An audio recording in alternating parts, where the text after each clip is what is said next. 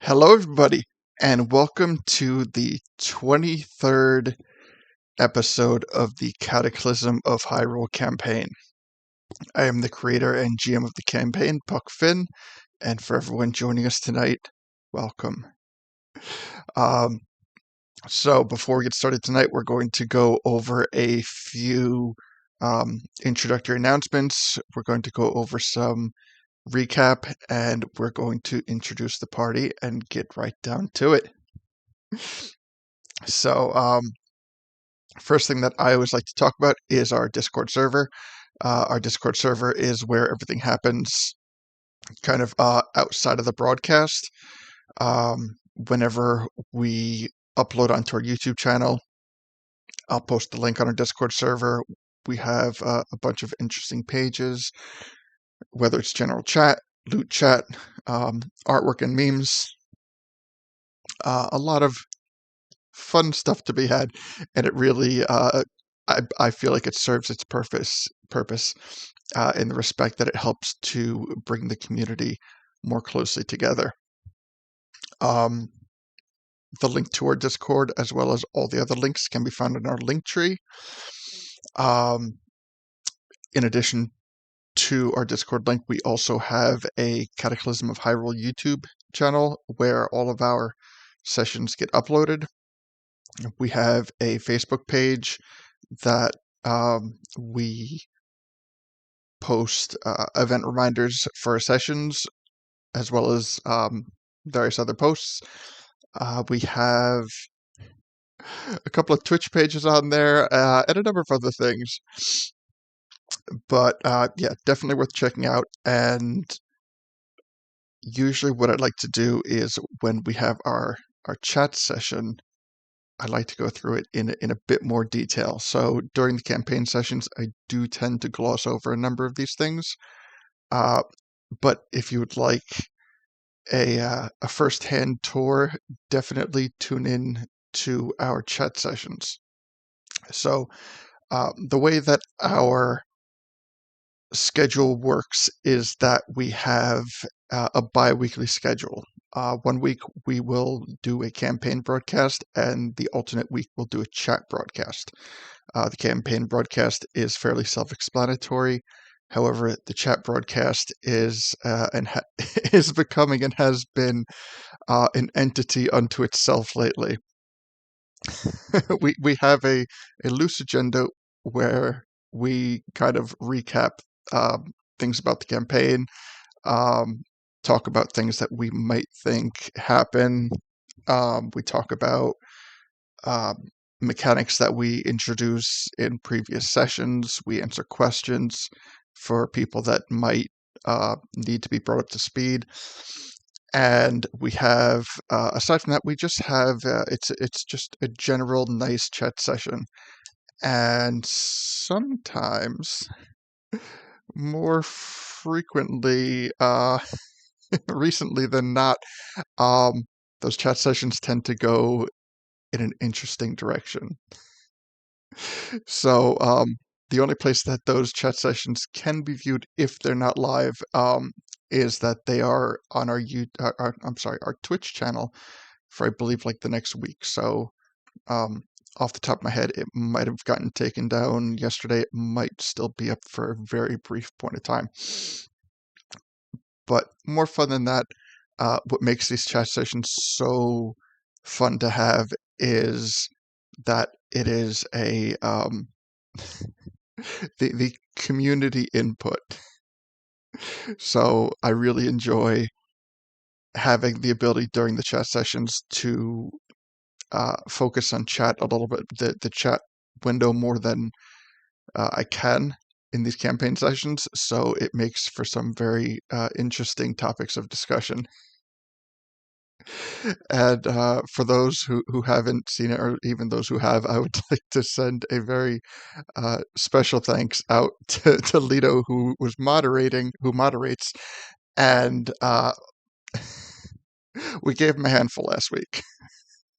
So I will openly admit to that. So again, when we get to introductions, thank you for the moderating, Lito, and thank you for everyone who contributed in chat. So before we go to our recap, we're going to do some introductions, and then we'll get right down to it.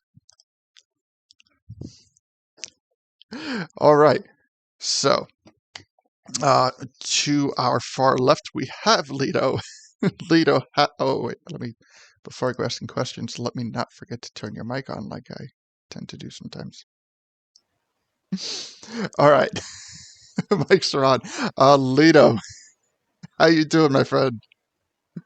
Hello, I'm doing good so far. Have lots of plans for tonight. Um, Glad that Gully is back and actually here. If you notice, Puck, he's actually online. So Is if he, you want to put his camera too, let me. I don't know if he's going to be on camera, but he's at least here. Okay, I do see Gully in chat. Okay, so when let me just. Okay, there he. Okay, so when he's popping on now, and all right. Welcome, Gully. We'll circle back There to he you in is. just a second. Good to have you back, my friend. Um, Good to be back. but yeah, as mentioned, we gave you a bit of a handful last week, didn't we? you know. Yeah, and that's why I made sure, to put in the chat lots of times that all comments are not full views of the channel and take them with a grain of salt. And it's only available for 7 days, so today's the last day. So if you really want to see randomness, go for it. You'll be Oh, able to watch it until I think midnight tonight, and then it disappears. nice. Okay, so it is still up on our Twitch channel. I just double checked. Yes, it's still Wonderful. there. Good times were had by all in that, and yes, there was no small amount of disclaimers that were put out there as we were discussing Yes. various topics last week. But as Yeah. always, good to have you aboard. Can't wait to see what you have in store for us tonight.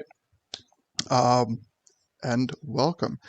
So, circling back to the far left again, we have Gully. Gully, you were missed in the last campaign session, but it was. I hope that we do a good job recapping to bring you up to speed a bit. Um, but as I said, it's good to have you back. How you doing? Good. Glad to be back.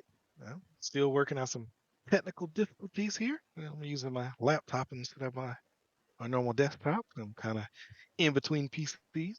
Called myself doing some upgrades, and I got a bum video card. So yeah, lovely. But I'm Well, ready to get into some Cataclysm craziness, and yeah, let's see what I missed week before last.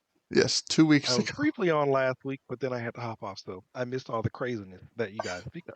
Yeah, it took it was good to see you in chat, and but yeah, it took a very sudden turn. We weren't sure how much of it you saw before you had to bow out, but yeah, um, good times, good times. By the So sounds of it, I'm going to say none of it. welcome again, and so from my perspective, you're looking good on this end. All right, beautiful. All right, next in between Gully and Lita, we have Deacon. How you doing, my friend? Hi. Um, I'm doing okay. You know, I think working been a little bit under the weather the past couple days, but working through it. Um, I'm really looking forward to the session today, and it's good to have you back, Gully. Um, don't forget, our sandcastle is now made out of solid glass, so we will always have the memory. It even has our little symbols burnt into it. It's absolutely fantastic. Nice. Didn't you somehow take it with you? Yes, we did. Yes. Yes. Okay. All right. Um, all right, and of course on the far right we have a feed. How you doing, feed? Hi, good to be here. I am doing pretty good so far. And I will neither confirm or deny my influence in the chaos last week. The chaos was an absolute group effort, and nobody contributed. Um, nobody can take sole responsibility for the conversations of last week. But in going along with you're neither confirming nor denying, I will say it was good that it was good to see everybody that participated in chat. So we'll word it that way. So, recap of the session from 2 weeks ago, episode 22. We unveiled rather quickly that the entity. We started off. You know what? Let me take it even back a bit. We started off leaving the beach that we had spent the previous session in, which was a beach where Leto had grown up. We departed ways with Marty, who after being questioned on a couple things, because it was expressed to me that this was how it seems, I feel the need to put out there that Marty's departure was an actual physical departure. There was nothing kind of alluding to a symbolic death. Marty is still alive. And after I was questioned on that, I looked back and like rewatched, and I was like, yeah, I could see how it sounds like that. So that being said, Marty is still alive. Um, after that, we had returned to Kakariko Village and had some conversations with Flora, and we got more of a honest backstory on what was happening with the chasm involved, and also kind of like the breadth and limitations of Flora's current power. But what had happened was to kind of speak in generalities at the moment. Bongo Bongo came to Bongo Bongo was ejected from the Shadow Temple after a battle and landed in Kakariko Village.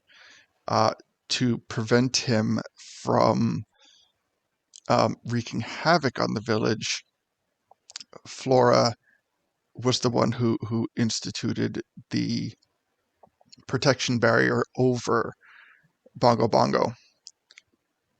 Excuse me. And so she was the reason for the covering of the chasm, as Bongo Bongo continuously tried to break free of it.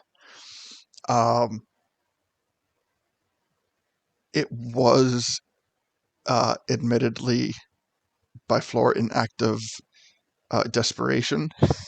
It was by no means an ideal situation, but as she expressed, her main point of concern was protecting Kakariko Village.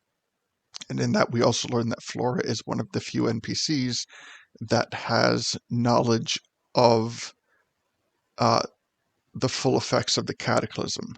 And by that, I mean that Flora has knowledge of alternate pre-Cataclysm timelines. And many of those timelines, a fair amount of havoc had been wreaked on Kakariko Village. So she does seem to be very protective over preventing those things from happening again. We haven't really divulged too much of what the battle entailed, why the battle happened, who Bongo Bongo's opponent is. We have established that Bongo Bongo, although he cannot speak, nor has he shown any indication that he even understands, through communicating with him telepathically, we established that Bongo Bongo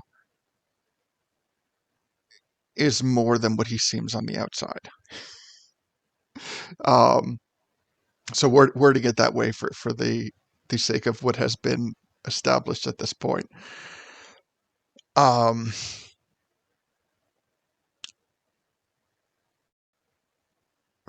the GM's perspective, I am not entirely sure what's going to happen with Bongo Bongo.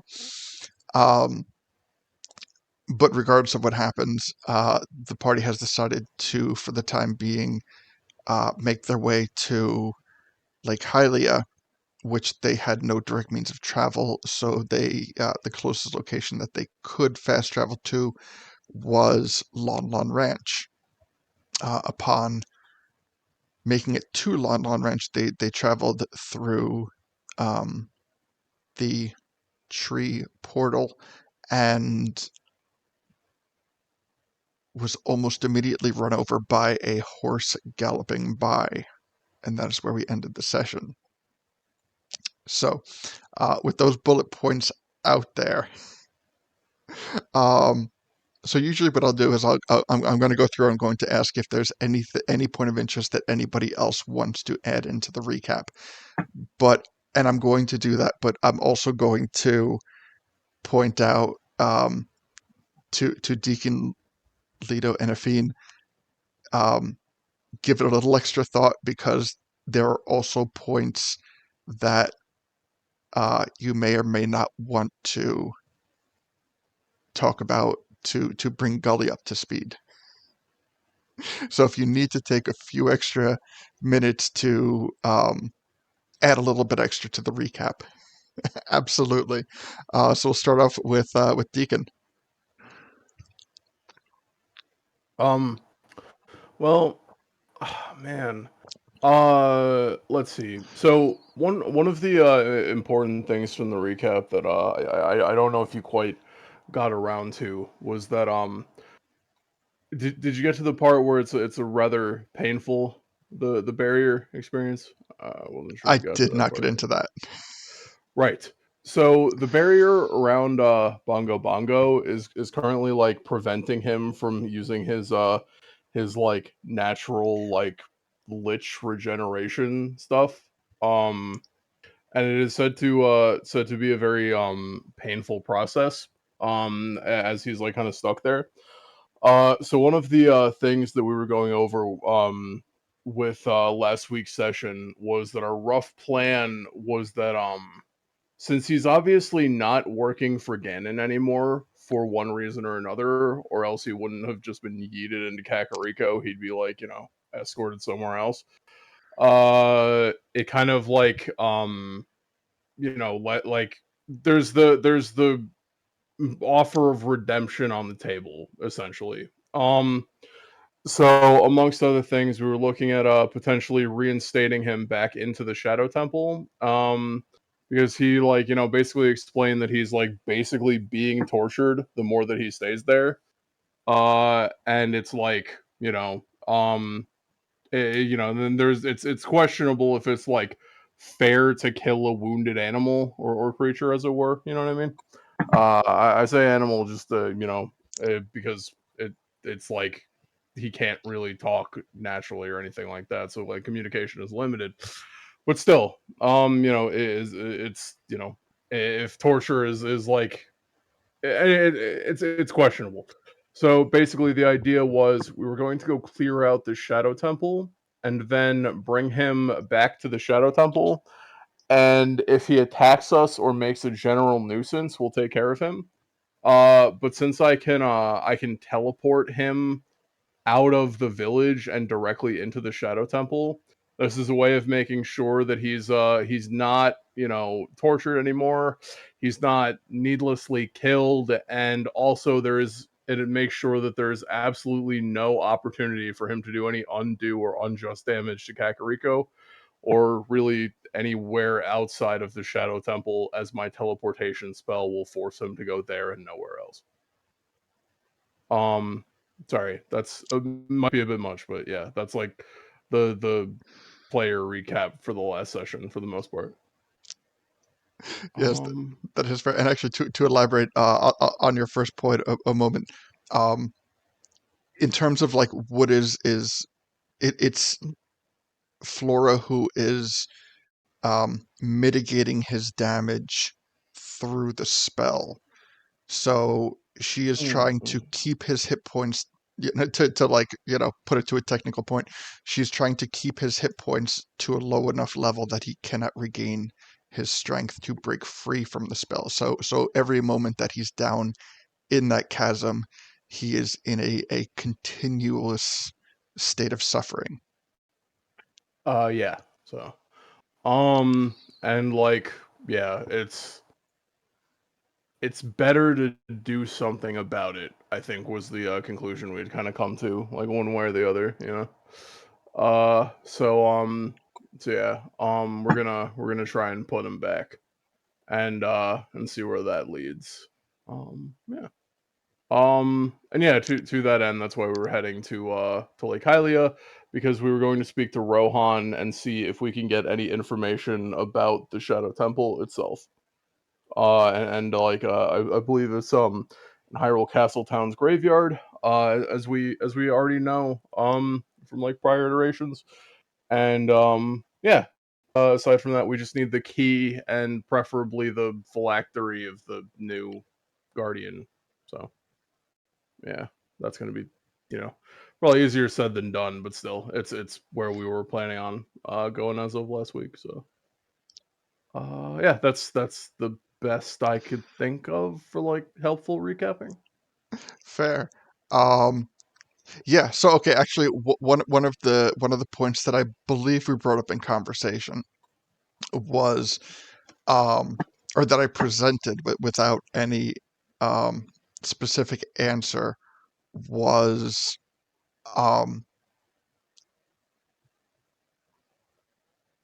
does Bongo Bongo still classify as a lich? Or was that stripped from him when he was ejected from his temple? So, just food for thought. But yes, that was one of the things that I believe we had talked about during the broadcast. And one more reason we have to be very careful because what we do with him. Especially because if we make an enemy of him now and it turns out he's still a lich, well, congratulations, you played yourself. Are you a good lich or a bad lich? Little Wizard of Oz humor there. But nonetheless, thank you, Deacon, for that additional recap. What about you, Lido? So I'm going to go random because I have all kinds of things that I wrote down.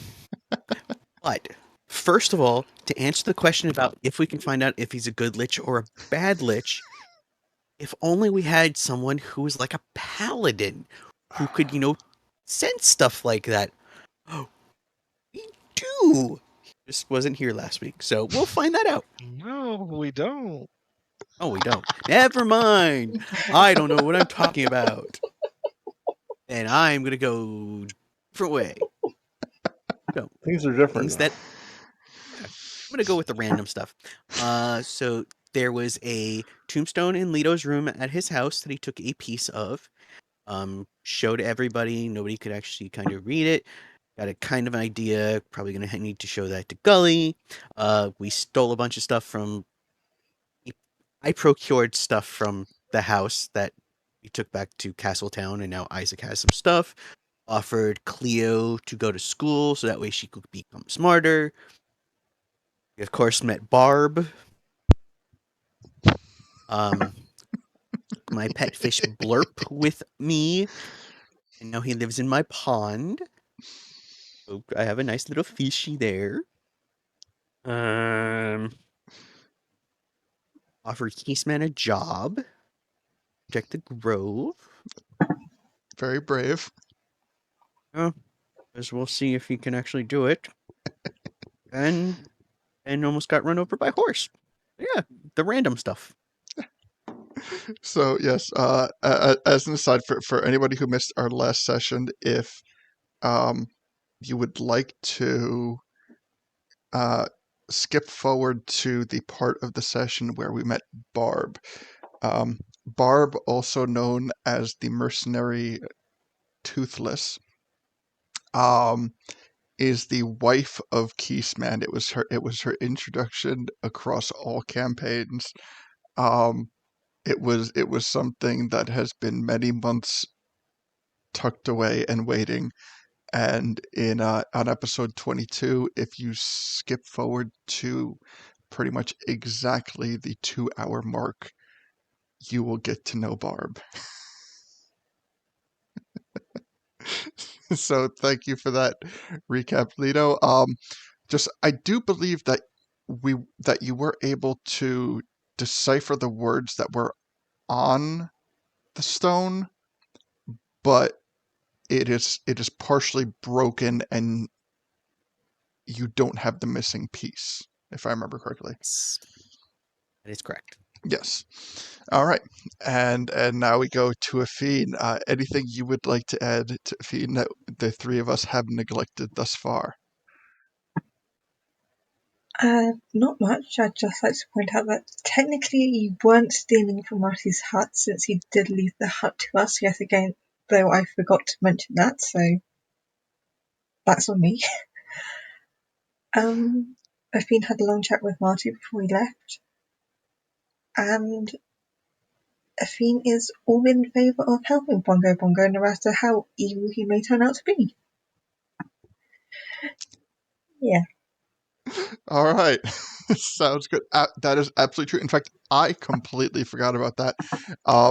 During the heart-to-heart with Marty and Afine, the night before, or the night of, in the beginning of the night of his departure, when Afine and Marty were talking, among other points in the conversation, Marty expressed that the beach and the hut, within his good conscience, like, does not belong solely to him, and that if the party ever needed it for any reason, to get away, to do anything that they needed to do, that Marty wanted them to regard that as a place of home for them as well.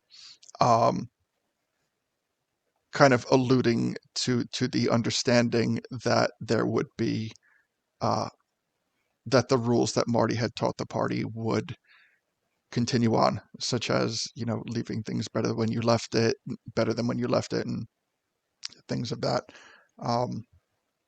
But yeah, I forgot about that as well. Yeah. So,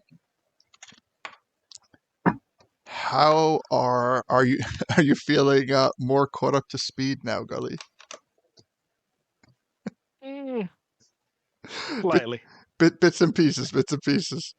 So, we're going to begin the campaign as we come. We're going to begin the session. I'm sorry, as we come through into the middle of Lon Lon Ranch, where nothing but the running by horse has been seen thus yet. So, you all kind of like come through, and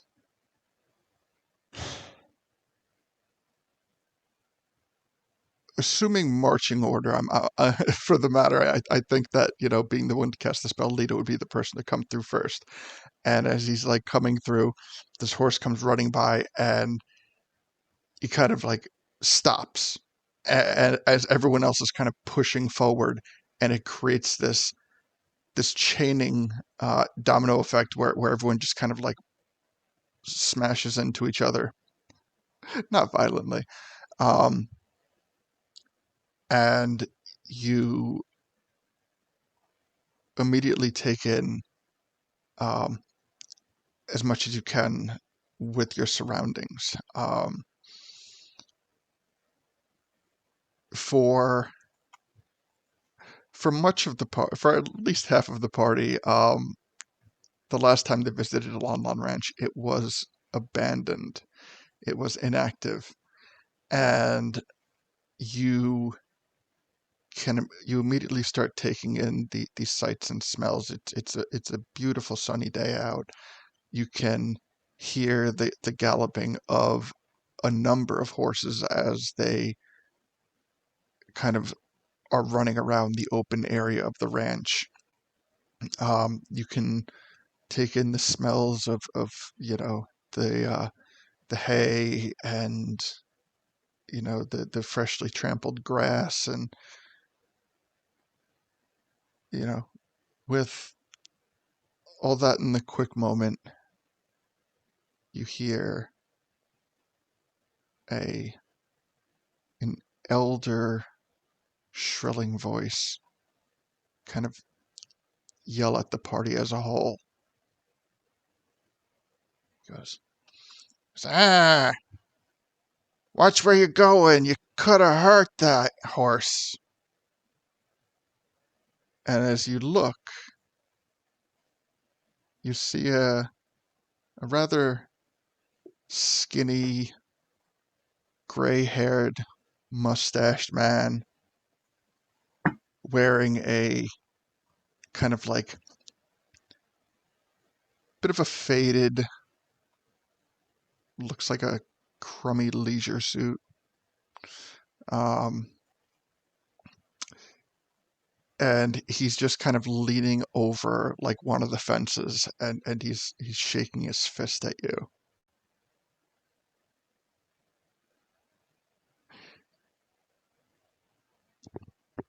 Sorry, didn't know we were gonna come out and almost get run over by a horse that, in theory, didn't exist before. It's a horse farm. Where else would it be? I thought horses were just a myth.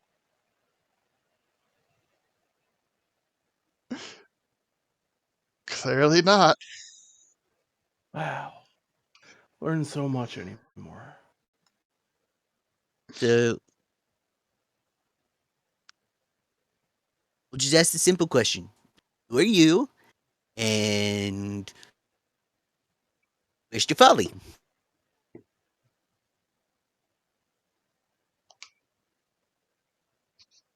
Seems very irritable, and he goes, "Ain't nobody named Jafali work here. But I'm Ingo, and I've worked here for, well, most of my adult life." Oh. Well, good to meet you, Ingo.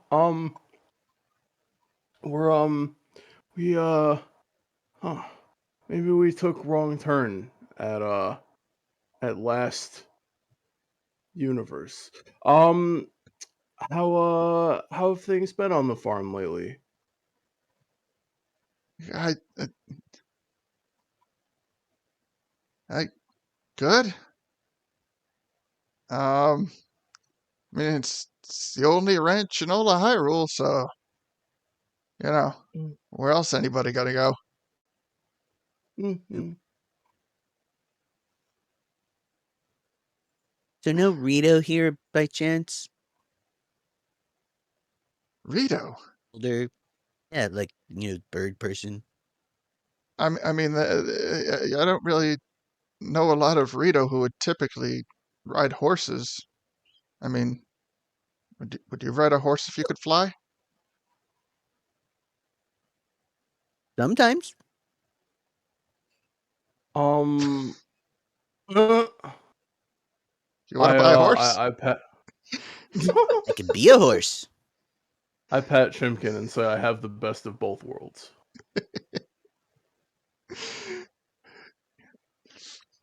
It's like, well, for starters, can you guys kind of get away from the horses? Oh, sure. Sorry, didn't mean to scare them. We will move. Or Yeah, I will move. especially you in that armor. You're spooking them quite a bit. I mean, he liked me petting him. I was just stroking his mane. He goes, get! And like all the horses just kind of like run in the other direction. See, you scared Okay, them. fine. You just said get. That scared them, not me. Let's not split hairs. I just don't. Split hairs. The last thing I want to do today is be filling out injury reports. Why would you have to fill out an injury report? Well, maybe you hurt a horse. Maybe a horse hurts you. I don't know. Crazy things can happen. Well, I guess.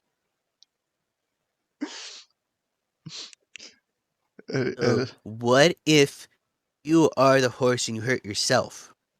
How would you fill out that paperwork?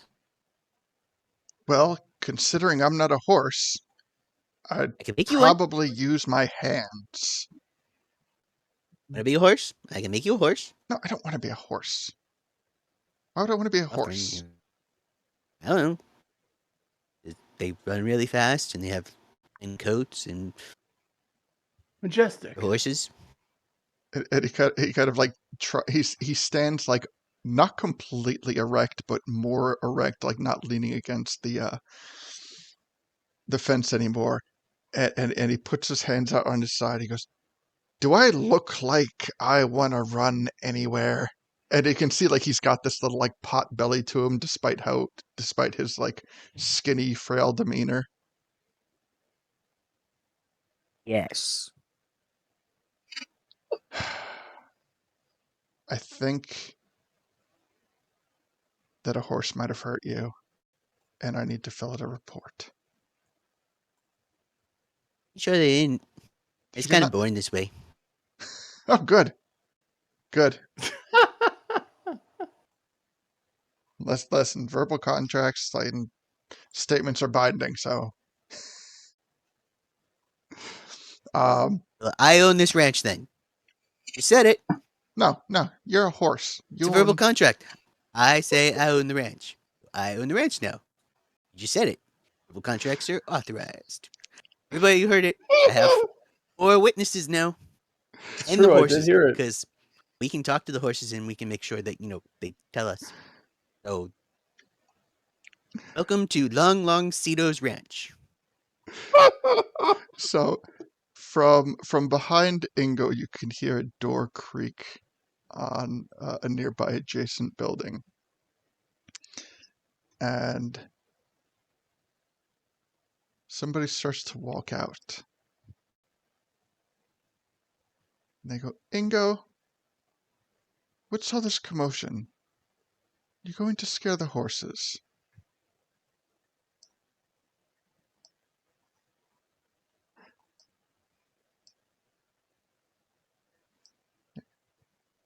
And Ingo starts to kind of rub his hands in a fashion, just kind of rolling over onto each other. Like he goes, I'm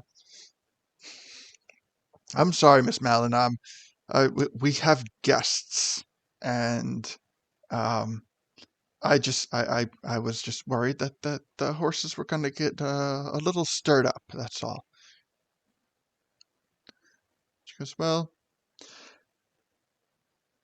why don't you tend to the horses, and I'll tend to our guests." "Yes, Miss Malin, absolutely." And he kind of doesn't go beyond the fence, but kind of just starts to circle the fence in the direction that the horses have started to congregate. So Malin walks up to the party and says, "I apologize for Ingo. He's truly a loyal employee, but he can be a little rough around the edges when not dealing with horses." And she puts forth her hand for a handshake and says, "I'm Malin, the owner of Lon Lon Ranch." Who shakes the hand? I will. Just staring. Oh, okay. I will then. Uh, I go, Ohio. I mage Um, handshake her hand. Valid. she goes, oh, uh, well, I should be the one extending the warm welcome, but um, it's a pleasure to have you all here, and you all are Well, me name Deacon. And nice to meet you, Miss Mellon. Um, we we came here looking for a friend we thought might be around here, but then we ran into Ingo. Sorry if we scared horses or anything. Not mean to. We just kind of I guess in the long run could say we got a little bit lost. I know it kind of silly, but yeah, we not have best sense of direction anymore. oh, it's See, okay. Think nothing of it. The Ingo is much more easily startled than the horses. I know how that feels. And he pets Chimkin again. So, you said you're looking for a friend. Um, there's Mhm. only three of us here. Um, well, I I guess it must have been a while ago. We used to have a friend named Jafali who had basically had some contact with the Rito here. He ran a ship, and I guess, well, you could say we thought he was doing imports exports. But as it happens, after our contact with Mr. Ingo, I think maybe we were wrong about the location we were supposed to meet him here. In other words, I think maybe we not that we came across the wrong ranch, but perhaps we misunderstood where he was trying to direct us that we would meet him. It's just kind of misfortune on that part. So, it is nice to see the ranch is so lively. Never had a chance to be here before, so in that way, it is kind of a fortune by itself. No, well, Lon Lon Ranch is definitely a sight to behold, and nothing like it Oh, anywhere else in Hyrule. We train horses, we produce milk. Um, we run a tight ship and a good business. I mean, if you're not uh, in any rush to leave as quickly as you got here, can I offer you something to drink inside? And maybe we can help sort this out a little more? that sounds like a great idea. Thank you. Honestly, any sense of direction you could give us is something I think would be well welcome. Um, one of other things is like we were trying to get to Hyrule Lake Hylia, I'm sorry. But to be honest, I think if we're making all these wrong turns, it might be better that we just take some time to relax for now, and your hospitality would be greatly appreciated. No, of course. Um, Lake Hylia is by foot just a few hours trip south by southwest. I'm Mhm. sorry, but it might be good to just kind of uh, regain your bearings. And Oh, so please come inside. And she starts to like gesture back towards the door that you heard her come out of. Um, does anybody else take a would anybody else like to take any type of special actions at this moment? Observing anything, not following her in, stealthing away, like anything. Is there anything anybody would like to do, or does everybody follow her inside? Gully is kind of just sniff in the air a bit, see if he catches a whiff of any food being cooked. Aside from that, he's following. Okay. honestly, with this stealth away and look inside business, you make it sound like we're about to like Edward Scissorhanded. Well, first let's take a perception check from Gully, looking to pick up a scent of food.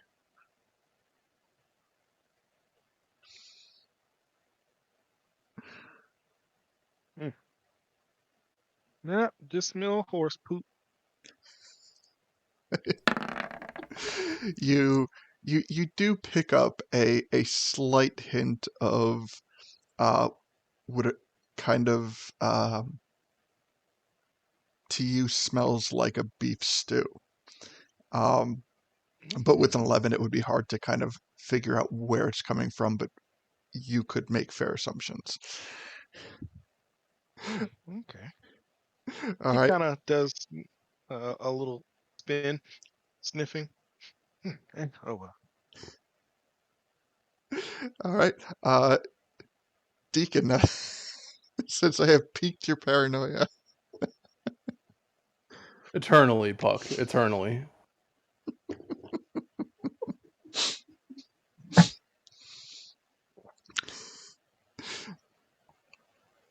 so anything would Deacon like to do anything special? Oh no, I mean, Deacon has his natural Deku paranoia, but like, he wouldn't logistically suspect anything yet, even with his natural paranoia. It's just the like, me as a player, you have piqued my paranoia. Like, I have the Deku paranoia in this case. I'm sorry. Fair. All right. What about Lido? Uh, as soon as she turns around, Leto was frozen that whole time. So the first words out of his mouth are, "Hi, I'm Frito. I'm a Lauren. I'm a Fruid and very. I'm single." Give me a. Screw it. Let's call it a performance check.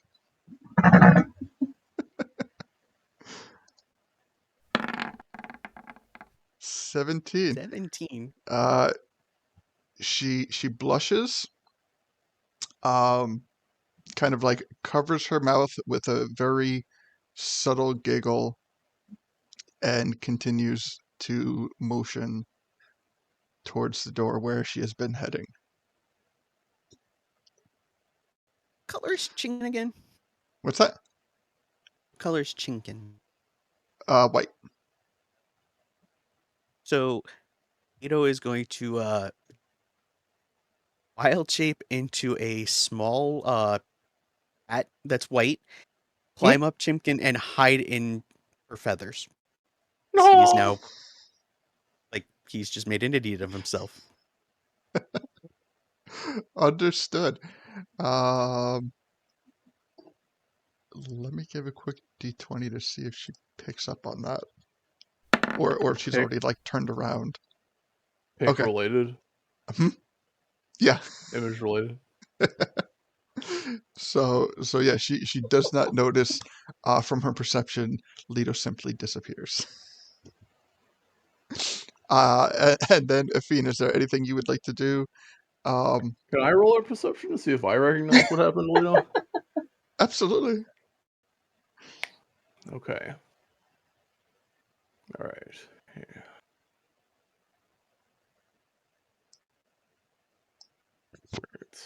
Sorry, I my sheet's a little laggy right now.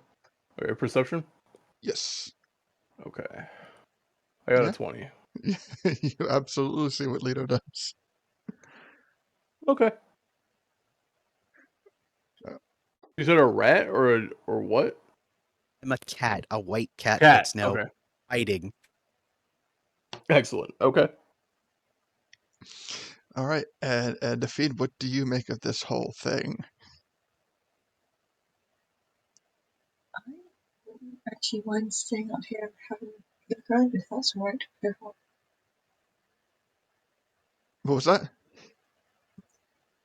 If it's okay with you guys, I'm going to stay out here and have a look around. You're gonna stay behind? Yes. Okay, gotcha. All right. So Madeline continues towards the door, and she opens the door and looks back and realizes that half of the party has disappeared.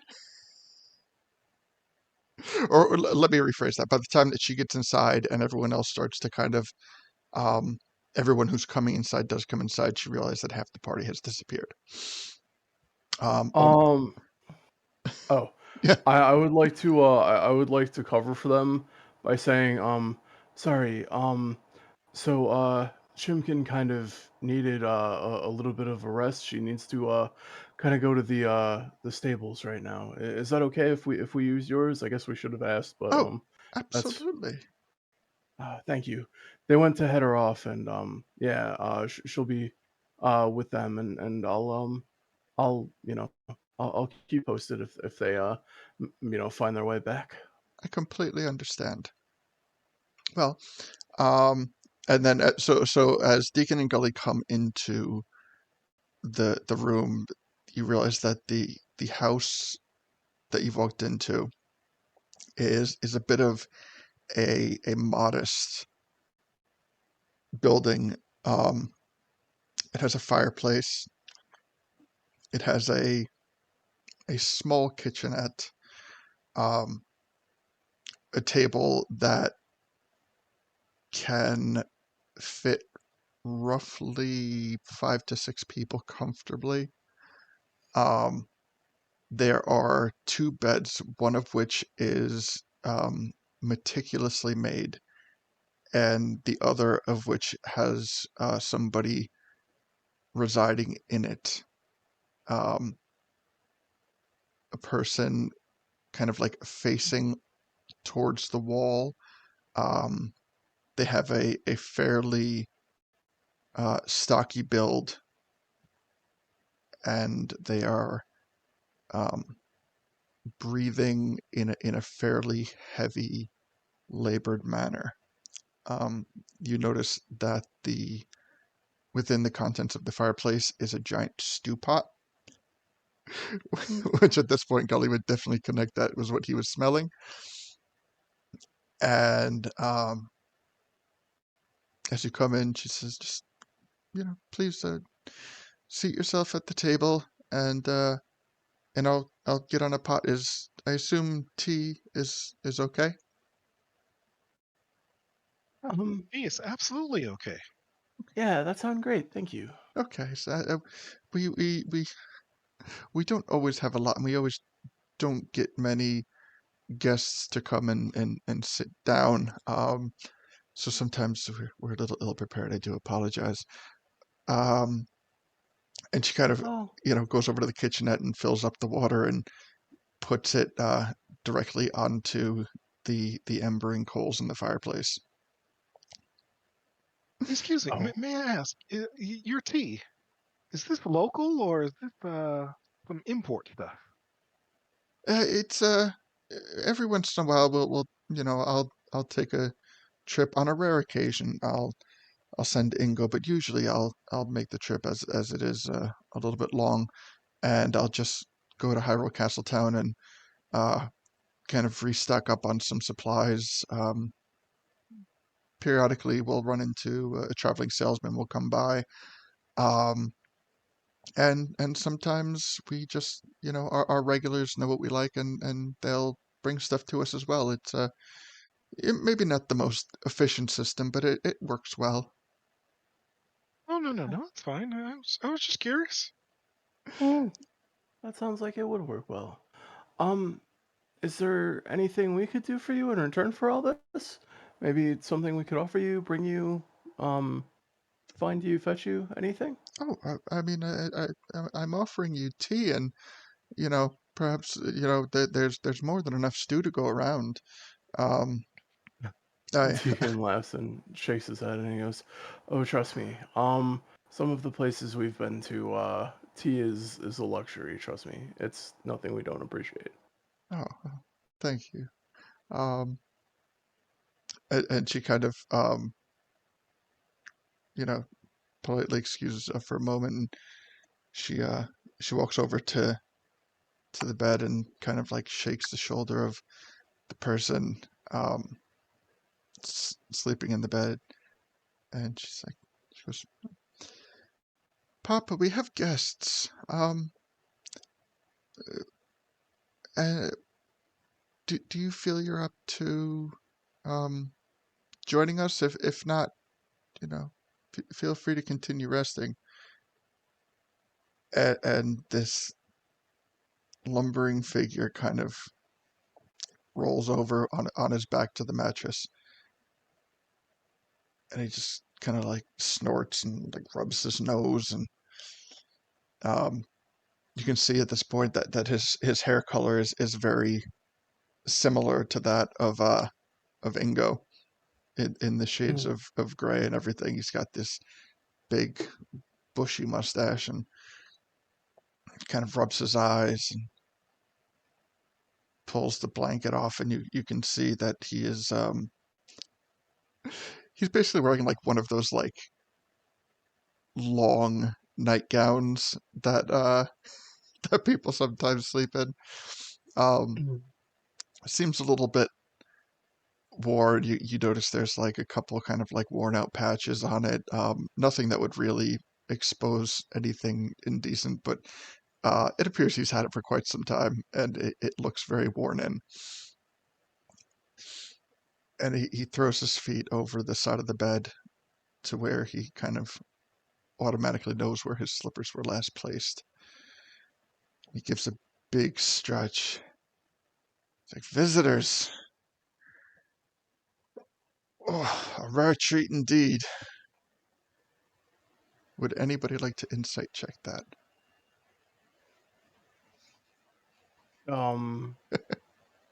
Sure. 16. Puck, when you have a chance, check Discord real quick. Got it. 16, it is genuine. Okay. Oh, incidentally, I did want to ask Chimkin to just kind of like follow Athene around. Just kind of like, work as a cover story and keep the other half of the party together. Just throwing that out there. Yep. Gotcha. All right. So,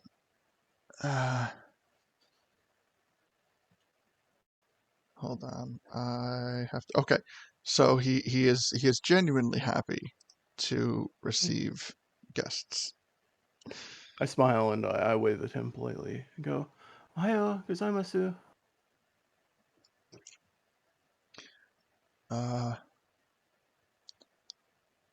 Good morning.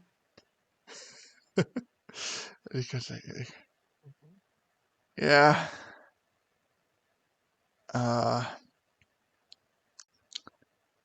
Welcome. So, at this point, the tea kettle begins to boil, and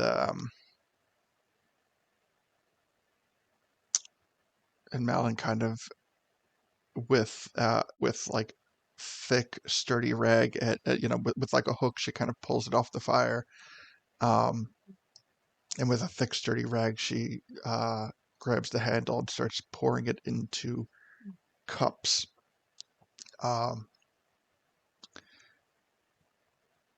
And she says, Papa, I didn't mean to disturb you, but I feel that these gentlemen might have some questions that I don't have answers to. After she finishes pouring the tea, she turns to Gully and Gully and Deacon, and she, she goes, "Would you like some stew as well?" Sure, if that's I don't okay. want to eat up all your food, Oh, this but I mean, I do have a bottomless pit for a stomach. I must say that. we have plenty. So she pours 4 bowls of stew, and I gotta do something real quick.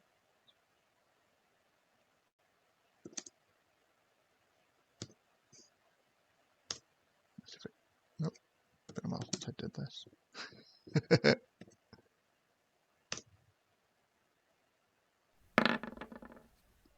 Okay. Works. So the stew smells very delicious. The tea is of a not as you take a couple sips, especially I know that Deacon would be especially well versed in tea, and you get the impression that like it is in terms of quality, it is maybe just like slightly above average tea in terms of quality and freshness. And A little bit above Lipton, gotcha. Not bad. yeah, There's something to be said for Lipton, don't get me wrong. let's compare it to like what is that? Twinings? That'll do. That'll do. A little, just a smidge. And so Malin kind of takes a couple bites of his stew. A little bit of like the stew sauce getting caught in his mustache. Completely oblivious to it, not During wiping it all off. of this, Gully, he doesn't actually sip or drink any tea or eat any of the stew until after someone else does. Just because, Fair. reasons. He wants to make sure it's not poisoned or anything. Well, Fair. so this brings my question about Deacon, because I do know that traditionally Deacon has proven to be a vegetarian, but Deacon is also very quick to not offend. So how is Deacon handling the stew? I imagine he's like picking out the vegetables first. Like I imagine, like, are there any vegetables in it, like green beans and carrots and potatoes and such? Yeah, there's root vegetables, so there's potatoes, carrots, um, really just potatoes and carrots. Fair. I imagine that like most of what he's eating is those. Like I imagine he's eaten enough like I imagine like trail rations are like you get like your mushrooms and your dehydrated like fruits and vegetables and stuff, but there are those times where you basically have to eat the beef jerky, you know what I mean? So he's not like super offended by the beef flavor, but he's probably going to just kind of like sleight of hand the like actual meat part of the stew to Gully if he's okay with that. All right. Gully will not oppose. Since everyone's like right there, um, I'm gonna put to be completely unnoticeable. I'm gonna put the DC at like 24. Okay, Ah, that's nothing for Deacon. this is true. That literally needs to be not a 1. All right, Look at that. Not a 1. You'll love to see it. not a 1. Okay. Oh gosh. So is there any like particular way that you would like to sneak this? Honestly, I would actually like to try and like flip it to make it look like it's the opposite way of the round. It's like, um, so I'd like to I could I try to like spin it so I'm like, that looks really good, Gully. I'll kind of like if he doesn't mind me like sitting kind of like close to him, I'll like I'll gesture at some of his like potatoes, and just kind of like surreptitiously like scoop some of my meat into his stew as I'm like pointing out his like how nice his looks and how nice mine is and stuff. You know what I mean? Absolutely. With a 30, that would not be difficult at all. Thank you. So it's like he takes it and he just like he does the thing where he like tilts it towards himself when it's like going towards Gully's thing, and it just like it's like deposited on the inner curve of the pot of Gully's bowl, and then like when he like reveals the spoon, it's like empty, so then when he goes back and just surreptitiously like over the course of it. trying to laden it with compliments on the way there and stuff.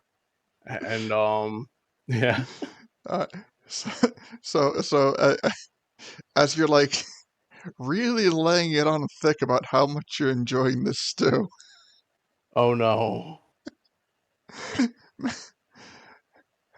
Malane kind of looks at you in this it's still like a tender reserve kind of way, and she goes, I had no idea.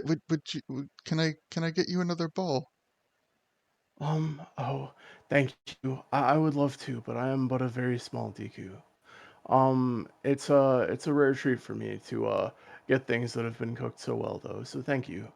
Like I said, we don't really get this hospitality everywhere, so it's just a treat that I enjoy while we have it. And in some ways, it's the scarcity that makes it so special. I would want to savor it for next time.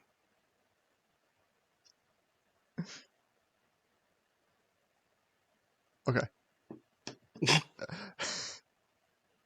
Um, answer on Discord, yes. However, so It's poisoned. Oh no. Sorry. It's so so as Melon's father continues to like come to, and um as his snow white mustache becomes brown tipped the further he delves into this uh his bowl of stew, he kind of starts to realize that he has completely uh neglected his manners, and he kind of reaches for, grabs like a napkin or a handkerchief out of his pocket, and just like his whole face, like he, given the impression that he probably knows his face is not clean, but he doesn't know where it's not clean. So he's just wiping the entirety of like beneath his nose, like chin and Mhm. everything. It's like questions, questions. I do apologize. My lovely daughter Malin said you have questions I might be able to answer. Yeah, some time ago, we were under the impression that there was someone who may have been working here or visiting here, whose name was Jafali. He was a Rito. Um, I had thought that he was located around here, based on some interactions we'd had at one point in the past. And now that we have come by, it doesn't seem like he's around anymore, or isn't at all, or has been. It's so I'm still kind of figuring that out, you know? And he seems a bit lost in thought for a moment, and he goes, and you said that you you remember this person being at the ranch? Deku nods and rubs the back of his head. It's like, well, that's what I thought. But honestly, I might be mistaken. It was a plot of land around this area. But I guess it might have been in Hyrule Field somewhere. Perhaps an outpost or something. I'm not really sure. Uh, to be honest, I've not really he rubs the back of his head. And he says, "I've been out of travel for a while. I've kind of been spending a lot of time in Kakariko for many years, so there's a lot to which I don't really remember from my time outside the forest. A lot of things I seem to be mistaken on." Uh, it's okay. And he kind of like taps his temple, and he's like, sometimes I forget stuff too. Like Definitely. I don't always remember when I forget stuff, but sometimes they're just nice to me, I think, but I know I forget stuff too. No, it's But that's natural, of course, but your story does ring somewhat of a bell for me. You see, I think one day when I was much younger, he says Malin was just but a small girl. This this bird-looking guy came to me, asking about like a landing pad or something. He wanted to kind of like sublet an area of my hmm. ranch, and I mean he was nice as anything, but his wife had a shrill of a voice, and in fact, that very well might have been what broke the deal for me. Just the thought of hearing that squawking. I don't know how he did it. I don't. But yeah, Malin doesn't know this, but the earlier days of Lon Lon. They were hard times, you know. And I suppose we could have used the extra money, the extra rupees, but we didn't need them. And I had Hmm. given it thought, but ultimately I had decided against it. But the honestly, like I don't know if it's the same thing we're talking about because this this Rito fella, he didn't have any wings. He had like a big old hot air balloon looking thing. Huh. So um, Yeah. I'm not sure if it's the same guy. I really don't recall his name, but um, he seemed pretty determined. Hmm. So if he found a location somewhere else, but even then, that's so many years ago. But Hmm. yeah, that's the only story that's sort of ringing a bell. Well, it might have been that. It was a Rito similar to that. If not that, I mean, like I said, I mean, just my memory isn't quite what it used to be either. Um, it's he was talking about trying to establish places like that all over Hyrule. And kind of basically I think because he couldn't fly, he liked to try to use machines for that or something like that was his dream, and that's part of why we wanted to go looking for him again. It's a very interesting take on things, and I guess I thought that since I'm out and about it we might have how do you say we might have had some good adventuring spirit together if we could have found him. But again, between my spotty memory and just time taking its toll on things, it's very well possible I missed him by a long shot. Or you know what I mean? I mean, stranger things have happened.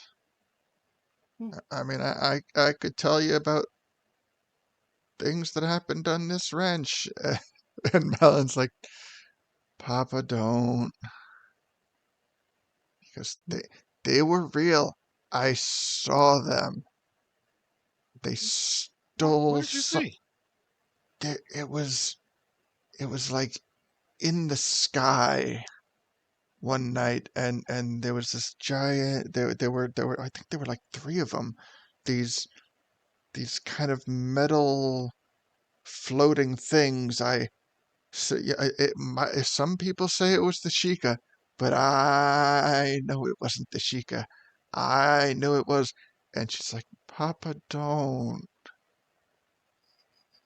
And Talon like leans over his bowl, like covering his, like not intentionally covering his food, but like doing it just to lean in. He goes, aliens. Mm. Mm. They stole my Lon Lons.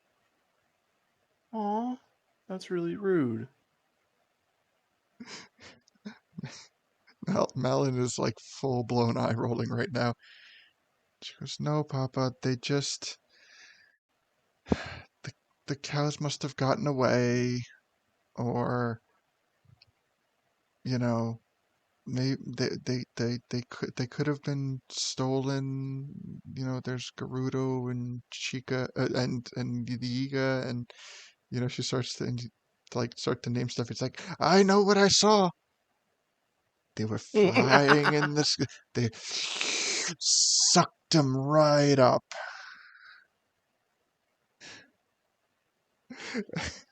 It's just very disheartening. Sounds kind of gross. And Talon starts to grow with like increasing agitation, like not at like the situation or anybody in particular, just like he's getting like worked up in his own story. And Talon's like, Papa, I it was a dream. I've told you so many times it was a dream. Why don't we get you back in bed?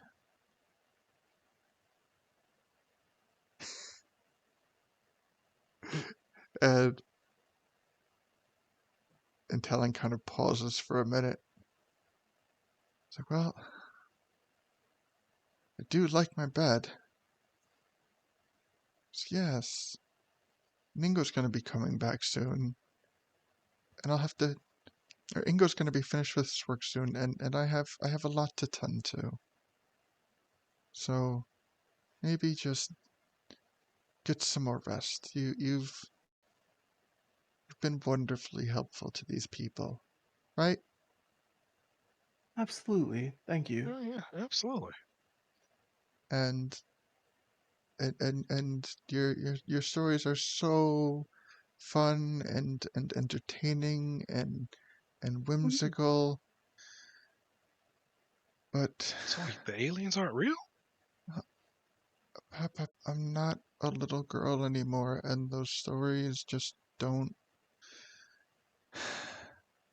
They're stories, and just at this point, she like this through this whole conversation, she's like gently, physically persuading him like back to the bed,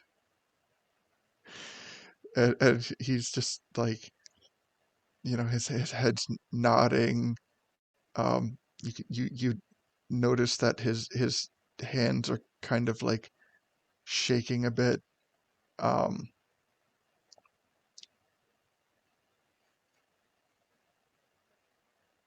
and he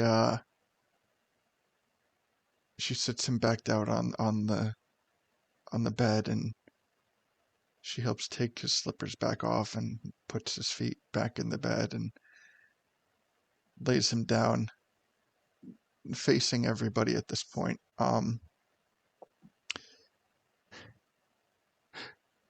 Time again for an insight check from Deacon and Gully.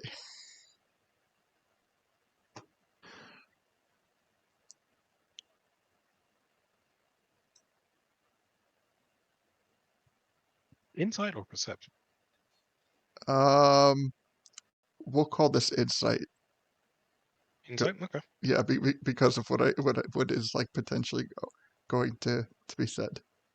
Give me 1 sec. I had to step away from my keyboard for a second. I'll be right back. Okay. Like I'm stuck on rolling 11s tonight.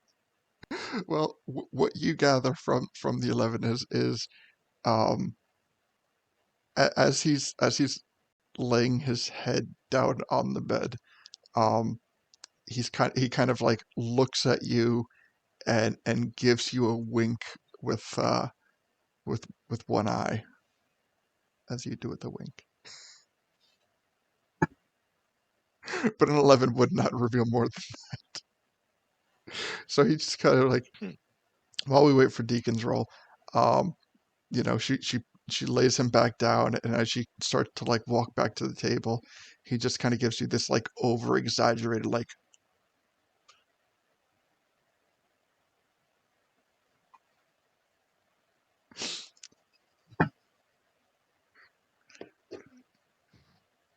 Okay. all right, so Okay, I'm okay, back. Sorry about that. welcome back. Insight check. Please do better than me. We'll see how much more I can unveil. No pressure. No Oh, pressure. Nelly. You don't even see the wink. Damn. Well, you see the wink, but because that would not be a hard thing to perceive. But so Deacon, you gather nothing from the wink, but Gully with the 11, what you realize is that um he was kind of feigning the agitation because he just really wanted to go back in the bed. Oh. All right. Well, I guess he gets what he wants. He's no fool. All right. So while this is going on, Fiend, what are you doing over this time frame? I would say like this whole thing roughly takes about an hour.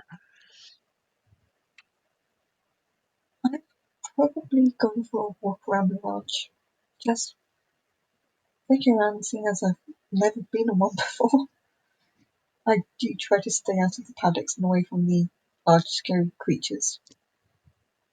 Okay. So, and walking around, you know what? Okay. So I'm gonna say give me an investigation check. Um, but give me 2 rolls.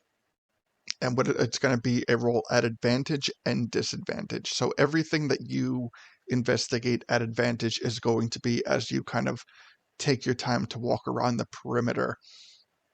And depending on how you roll your disadvantage rolls, that would be things that you observe kind of like deeper in, like possibly in the stables, or if there's something in a hay bale or something like that. Okay. This one's going to be at advantage then. 7. Disadvantage 10. Okay. All right. Okay. So,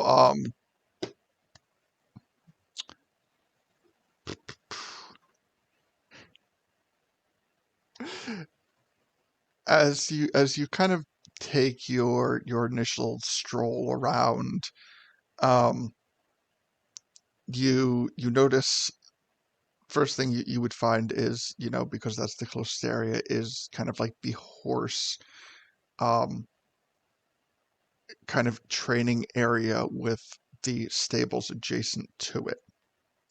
Um, so what you kind of see is you see that there are a number of horses. There's 4 of them running around in the training area, and with the 10, you could see that there's at least one more in the stable. That's kind of um, I don't want to say the word locked up there, but um, let's say resting in the stable. So there's at least 5 horses on the ranch. Um, you can at one point you come across a much more open field that you see is appears to be a type of grazing field for the Lon Lons or cows. and I want to say they have roughly six Lon Lons that are grazing out in the field right now. As you continue on, you find what the Lon Lon stable. I know I'm not using the correct terminology on that, but um, basically the place where the cows stay, and also where just like a milking apparatus within the confines of that building as well. You find a very small office. I'm sorry, like a small kind of, I'll call it a house, but it looks maybe in terms of dimensions, it's a 1-story building that looks roughly 16 by 32. And on the front door of the building, you can see a very almost like a piece of flat driftwood, with the letters branded onto it.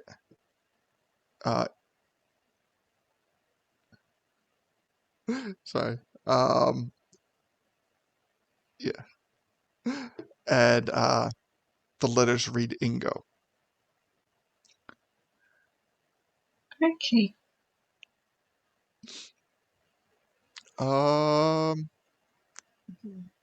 Any of those things you would like to investigate deeper? Given your roles, absolutely nothing seems suspicious. Nothing seems out of place. It seems to be a fully functional horse farm and Lon Lon milking farm. Okay. So then Chimkin's been following me, right? Yes. Okay. So I'm at one point walking around. Athena's gonna say, "Are you still with us, leader?"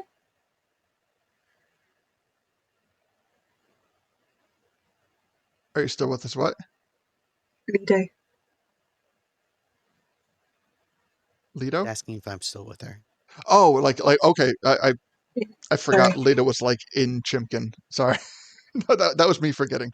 Okay, so you call out to Chimkin and ask if Lido's still with you, and you get no response.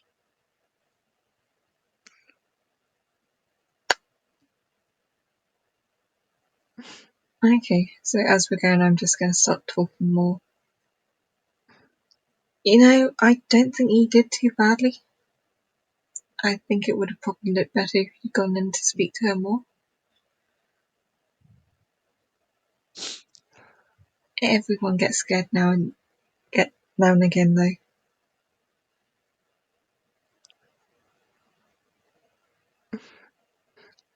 So, If you, sorry, question. I'm sorry, just so I can get like a better mental picture. Is this conversation that you're having with conversation as like you're walking, or have you like stopped in an area and really kind of like started to address Lido inside of Chimkin? as we're walking, Okay, so it's just like conversation as you're strolling around. Got it. Okay, I'm sorry. Continue. when you decide to stand up tall again, I think that's the best way of putting it. Would you mind if I borrow a spell from you, Lido? I'll take that silence as a yes if it continues. The silence continues.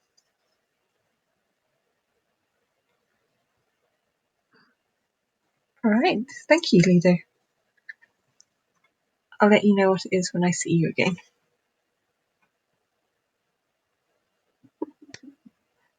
Love this. All right. Actually, hold on. Let me give a quick. Um, yeah. So I would imagine if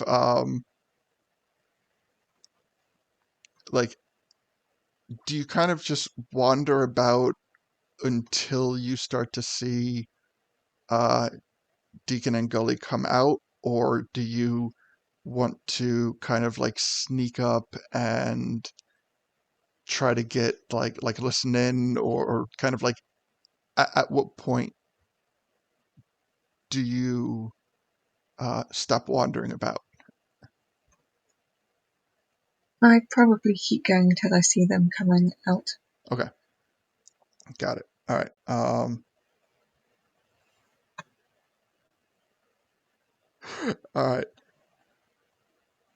So, um, Lido, I would say chronologically that this happens. How can I word this? How long after Lido and I'm sorry. How long after Gully and Deacon leave Malon's house do you do this? Oh, I was planning to do that while they were inside. Oh, okay. All right, then let me. Okay, so this like they come out and they see this. Mm-hmm. Okay, gotcha. All right. And the two that are with me. Okay. So then before they come out, I'm going to narrate it as Afine is the first person who sees this. So as you start making like your final lap and heading back towards Malon's house, you outside of Malon's house, you notice um two you know, give me a nature check. Will do.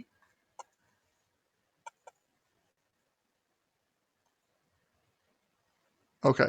Uh you would recognize these as dryads. Wait, did he? Okay. Mm-hmm. And they're just creating various forms of plant growth. They create some rare flowers. They create we'll call it the Saria flowers. But I'm also going to state that when they grow those flowers do rather rapidly wither. Um, Vegetables, fruits, and it just and like as these fruits and vegetables and flowers start growing, they start kind of the vines themselves start adhering to the building and start growing like up the house up the side of Malon's house. Um, you can see some was it tea trees? Right, tea comes from a tree, right? Mm-hmm. Basically, yes. Yeah. Or Tea, bush. yeah. Yeah, it's like a bush, but it can grow into a big tree over time. Like a Yeah. long, long time. I didn't want to misspeak in this imaginary place. Some fruits. So yeah, just this overgrowth of vegetation starts to happen as you see these two dryads uh, seemingly out of nowhere just start magically crafting this. Um, I would say you probably witness Afine, you probably witness this from about 45 seconds to a minute before um, before the door to Malon's house opens and Gully and Deacon start to come out. So, is there anything within that time frame that you would like to do? I'm just gonna look at them with a little stunned and very curious, trying to figure out whether Gerard so more like fascinated just watching them. All right. They don't seem to either notice or be alerted by your presence. So as you're watching them, um, it in no way kind of like dissuades their actions. Um, but then the door opens and Deacon and Gully come out, and you guys, uh, kind of like, I would say that you probably first see Afine's face being very interested in something that's happening very adjacent to you, and right after that is when you start to notice this plant growth happening and attaching itself to Malin's house. And I you then too also oh, notice the dryads. I'm sorry. I unfortunately had to step away for a couple minutes. Do I recognize this as Leto's doing, or is it like something I should be paranoid about? Um, I mean, those can be two very separate things. I would say that um, at first immediate response, you probably don't notice that. Like you might not suspect that this is something that Leto's doing. Um, but in terms of like assessing the situation, it does not appear to be a violent situation. In fact, you might think that this is just something that happens here. Fair enough. No, I wasn't sure. I wasn't sure. I'm DQ paranoia. I'm sorry. I had to be sure. But yeah. Oh, sorry. Just to chime in with one thing. Mhm. Just for future reference, Chimkin does have as long as we're within a mile of each other, if you contact one, you can contact the other. Like we have a a telepathic link. Mhm. So just throwing that out there. So if you ever need one or the other, you can call for the other with the one. Anyway, um, but yeah, yeah, so sorry, you said we're kind of like escorted out of the house? Yeah, I mean, probably not like actively escorted. I mean, at No, this point, but like I you get you. you guys are pretty have kind of like resolved your business in there. Definitely. And So we Malin's take the hint to probably get out. yeah, Yes, yes. like Malin's Sorry. she's probably like taking some time just to like clean everything up. Like she's not following immediately behind you, but she probably will be out relatively shortly because she did mention that she has other things that she needs to address, specifically like tending to Ingo. Gotcha, gotcha. Okay, sorry. Like I said, I had to step away, so I No, just had to get the recap. Thank you. you good. Um, okay. So yeah, I wave as our party rejoins us. Or vice versa. Anyway, I go, hi guys. Did you have a nice nap or whatever it was you guys were doing? I'm trying to Um, pretend you guys weren't snooping around the place. uh, Just yes, we had a good rest. Thank you.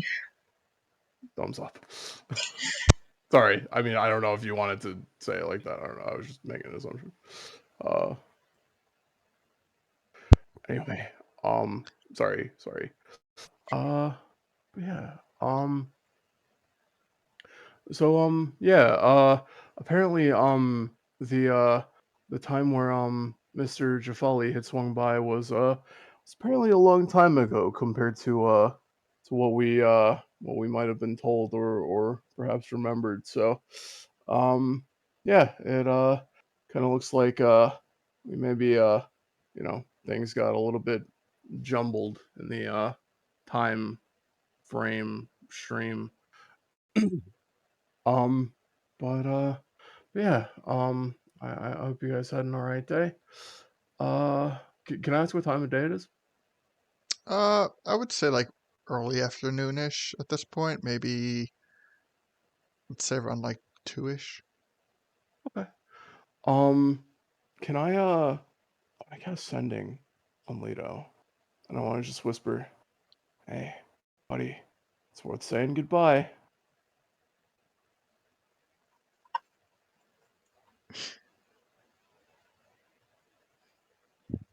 think you. More polite that way. Wait, did I miss something? I'm sorry. I think he might be muted. I don't know if you said something, but No, oh, okay. I saw like the head moving. I was like, did he say something? Fair enough. I figured it just meant he was No, listening. Yeah. he is actively ignoring you. no. Valid. Ito would be at the end of the building, around the corner, and when he hears that, he would just pop his head out and nod at you, and then go back around the corner of the building. Fair. Okay. But yeah. So I'd like to So I would like to just kind of turn around and I'd like to wave to Miss Malin. And I'd like to just say thanks again for everything, Miss Malin. We had a really nice time, and if you ever need anything from us, we have a spot in Hyrule Castle Town. Maybe next time if you need some things for stews or spices or the like, you could hop over to Cito's where we could help you out. Um, our friend Lito said you have a really nice place, and you know, we'd always be happy to help you out. Try and help you, buddy. She kind of like um kind of leans over and kind of pops her head out the window that is like in front of her like kitchenette sink, and like you can hear like the water turning off, like as it, as if she were like washing the cups, and she goes, oh, I know Cedos, I've heard of that place. And like the second that her head comes out of the window and she finds herself like in the midst of like the two dryads and the and like the plant and vegetable and fruit growth, she looks very puzzled, and she goes, oh, I have to go find Dingo. And she like closes the window, opens the door, and walks in a very um trying to not be alarmed, and trying to like maintain some like modicum of like reserved behavior. And she's like, Ingo, Ingo, where are you?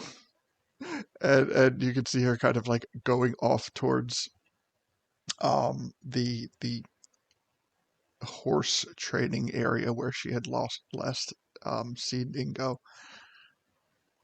Can I insight that? Absolutely. 15. 15. Especially with the two dryads there just tending to a magical garden that just wasn't there last time she was outside. Um, she's not sure what happened, but she's going to make Ingo deal with it. Valid, honestly. like she has taken like zero time to like assess what it is. Like she may have noticed, like she didn't notice that there were like flowers and fruits and vegetables and everything. She just realized that there was something drastically different in the moment, and she's not going to take the time in like the exact moment to assess it. She's going to go get Ingo and deal with it from that point. I don't know what the problem is here, but it's not mine. Exactly. 100%. Nice. So yeah, she kind of like the horse farm being in like the northern area of the ranch, she kind of heads in that northern direction. Yeah. So do you guys want to stick around, see how this unfolds, or do you want to continue on and head to well, I mean, you could head to Lake Hylia or anywhere else. Just re-bulleting the points. So, since she ran away, I would say Lita scuttled. would come.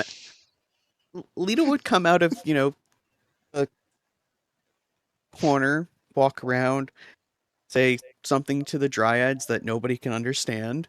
Be like, "Be right back," and open the door to the house and go inside, and go to the dad and like poke him awake, like, "Excuse me, Mr. Talon, One eye opens up. You should can you wake up?" you can tell like he's faking sleeping. Like one eye just kind of immediately just darts open. Hi, you don't know who I am, but I'm a nice guy. Orin, I'm a druid. Name's Lito, kind of awesome. So your daughter, yes. So outside, I created some stuff for her, and I hope she likes it. And remember, the name's Lito. And if she needs to get in touch with me, I don't know how, but send a letter to Cetos or come visit, and I'll let someone know that she might be coming, and we can have tea or something like that. And I'm gonna leave now before I make myself look like an idiot. Have a nice day.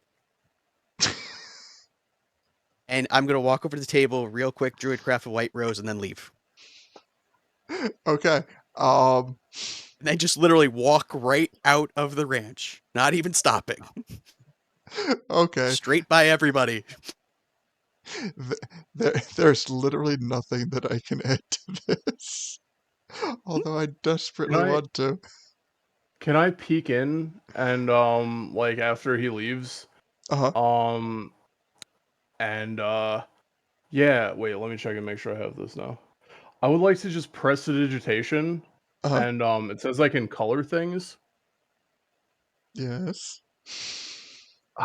That's too rude. It's only for a minute, though. Just be warned. That's true. Let's Okay, go away. that's true. No, it's an hour. We'll put. Oh, it's an hour. I will still put one other thing that if no one else, Ikun would know. The vibration, the vibrancy of the plants is most likely magical, and it's a spell that you know and I both know. So the plants are going to grow really well for a year. Yeah. Well, honestly, the only thing I was gonna do is I was gonna turn the rose pink for you, or red for you. Or But then I was like, nah, yellow. that's too rude. No, yellow would be White rude. is friendship. Yes, don't make it yellow. Yeah. And so I know white is friendship, and I'm trying to help you. We discovered this. But yeah, we're gonna leave it. I feel too guilty doing that to you right now. so before you leave the hut, before you leave the house after looking at the rose, you hear you hear Talon. Psst. Hey, I are you Druish too? not really. Sorry. Okay. And then he closes his eyes again. Okay. Do you want me to play a song to help you go to sleep? No, I Okay, am I'll leave you I am alone. asleep. Oh, you're right. I'm sorry. I see that now. Have a good night. I will let you sleep. Goodbye. I peek out and I pretend that didn't happen. All right. Hey, so huh? Oh, sorry. I am gonna just give a quick sending message. Wait, it's middle of the day, right? Yeah. To Cleo and to Isaac. I'm gonna send each of them a sending message. To just say, "Hey, I have sorry. Hey, we have message from Lido. Say if Malin or Malin from Lon Lon Ranch come by, help her out much as possible. Lido making new friend." I think that's 25 words. Anyway, yeah, I'm just gonna send that to both of them, Sound good. just so that if they're not, just so that they know that by the time, in case we're not immediately back there. Gotcha. Because yeah. All right. So, where to?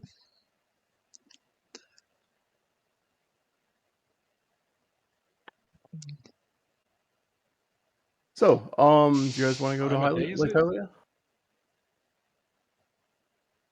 What was that, Gully? I was just saying, what time of day is it roughly? About 2:00. Oh, yeah. I'm good for Hylia. Okay, cool. Lido, Athene, you good for Lake Hylia, or did you want to go somewhere else first? Did you want to swing back by Cedos or anything? Or?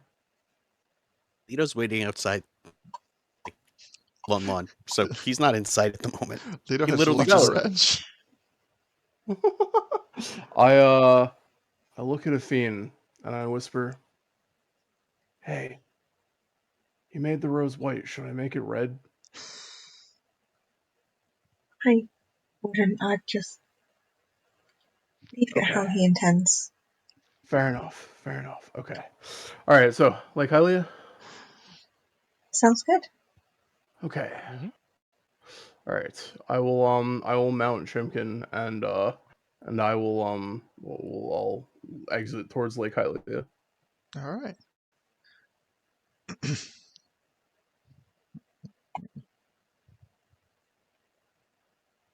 All right, there we go. My computer's just being a little slow.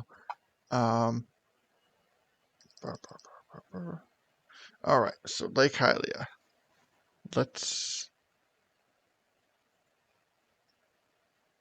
say we got 1, 2. Oh wait, let me get my set the ruler. 1, 2, 3, 4, 5, 6, 8. All right, so let's consider this 8 Mm, encounters. All right, nice. I think this is going to be like the first like real encounter roll of the campaign. Yeah, I don't think we Yeah. have ever not teleported to a place in literally 2 months, or Yeah, literally or two. Anyway, I was just waiting for magic. you to Why wouldn't we? be like, oh, true, true. we're out of spell slots. Guess we're hoofing it. Well, I'm out of high level ones already for the day, so yeah, I'm Huffing walking. it. Fuck that. Looks like we're taking a nap. All right. Well, since this is going to be our first encounter, okay, so I'm going to like bring about how travel encounters work in this campaign. So every square on the map counts as an hour of travel. So, in that hour of travel, every single person can, or a player rolls for an encounter. So right now we're going to have 8 hours of travel. We're going to have 8 encounters. So every single player is going to roll 2 d20s. And then from those rolls, the travel encounters happen. But an alternate thing that can happen during traveling is called tall grass encounters. The way tall grass encounters function is that 4 encounters happen per hour, and it's a whole separate set of encounters. So, the reason for this is one, special things can happen during tall grass encounters that can't happen anywhere else in the campaign. That is statistically probably the easiest way to find a fairy is cutting tall grass. There's a number of other items that can only happen by cutting through tall grass, but admittedly, it is also a much more time-consuming thing. So, say for example, if they wanted to do tall grass encounters for every hour of travel, that would be 32 encounters. So, so my first question is to the party. Are we doing all travel encounters? Are we doing some tall grass encounters? How would you like to break this up? In fact, I'll even situate it as, I'll pose it as this way, since numerically it comes out perfectly equal. Everyone can pick their encounters. You can either do 2 travel encounters, a travel and a tall grass encounter, or 2 tall grass encounters. We'll take it piece by piece. Gully, how would you like your 2 hours of travel to go? Oh, what the heck? We'll just split it 1 and 1. 1 and 1. Okay. What about you, Deacon? I like that. I'll do that too. 1 and 1. Okay. And Lito? Let a fiend go first. Okay, Afine. Tall grass encounters and travel encounters. How would you like to split up? Let's also do 1 and 1. 1 and 1. Okay. All grass. This was not what I was expecting. Mm-hmm. Okay. So the other thing about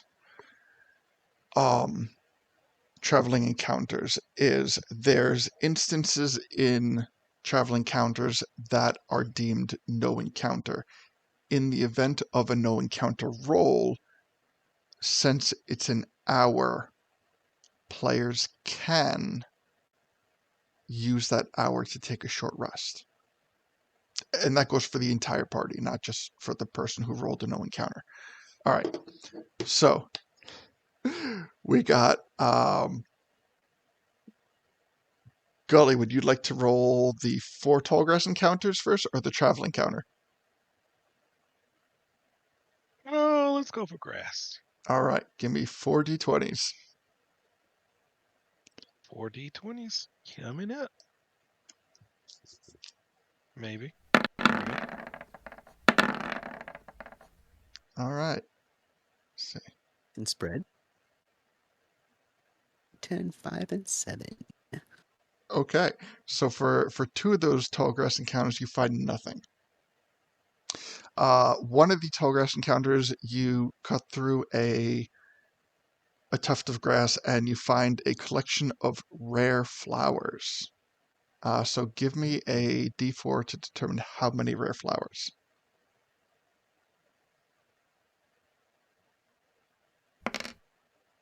You're able to harvest 1 rare flower, and as you're cutting your final bit of grass, you notice something rustling in the tall grass. What would you like to do?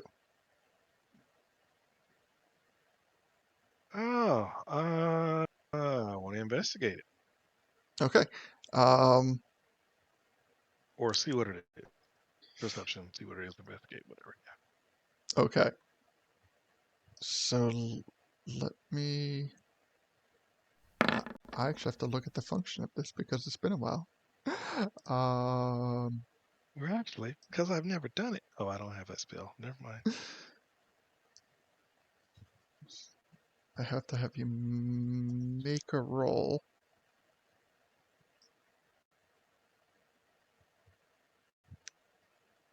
To see if you can determine what it is. Okay. What would you like for me to roll, sir? Hold on. I need to make a roll and okay.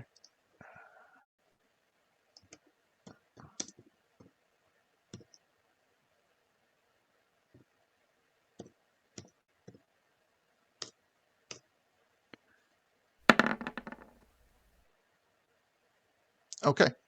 Give me your choice. Perception or investigation.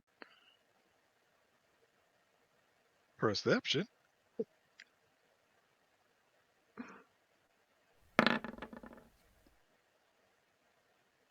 All right.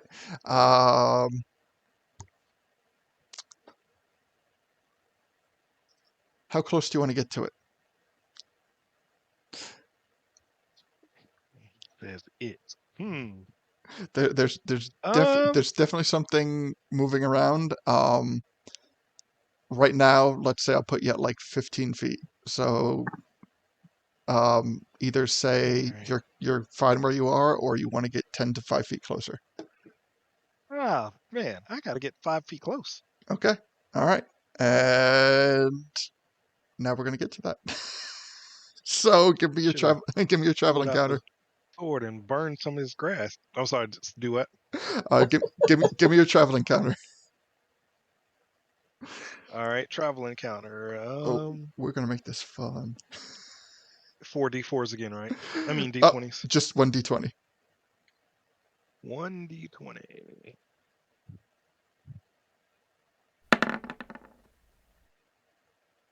Okay.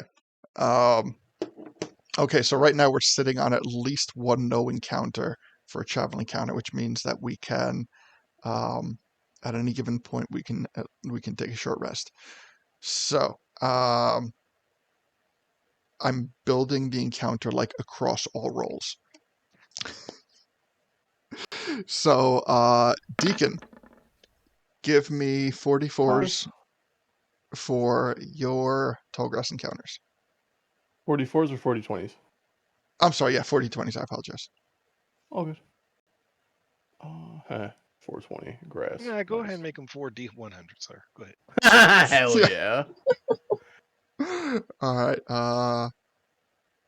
Two of those have no encounter. Give me a D4 for the rare flowers. Can I make these fire flowers? Mm, Or are they something else? I was just curious. I wasn't sure Alright. if I get like what kind of flower there. If given there's the different They kind of are flower those though. two with flowers. given the distance from Death Mountain, I would say that Oh, true. yeah. No, I didn't even think about that. Don't worry about it. Okay. I just wasn't sure what kind of flower they were at all. Okay, yeah. There's certain Well, things that will simply just call for like rare flower. But then Oh, there are okay. other rare flowers like fire flower that are found there. Okay, so you Gotcha. find one rare flower and a red healing potion. Hey, nice. Hell yeah. And then give me a D20 for travel encounter. Okay. Can I do one thing while we're doing this, by the way? Just like as an action? Absolutely. I want to put on my spooky mask. Okay. It gives me a 1d10 temp HP. Mm-hmm. And that's a 5. Okay. All right. Try, Okay, and then try d20 for encounter. 8 for encounter. 8. I think it might be something. No, 8 is nothing. Okay, I'm okay so with that. so 2 travel encounters, no encounter. Going to Lido. You said straight tall grass. Just put me last. Okay. Okay. You know mine are going to be bad, so we will everybody defer. else have a good time. So for the time being, we will defer to a fiend. Give me 4 D20s for tall grass encounter.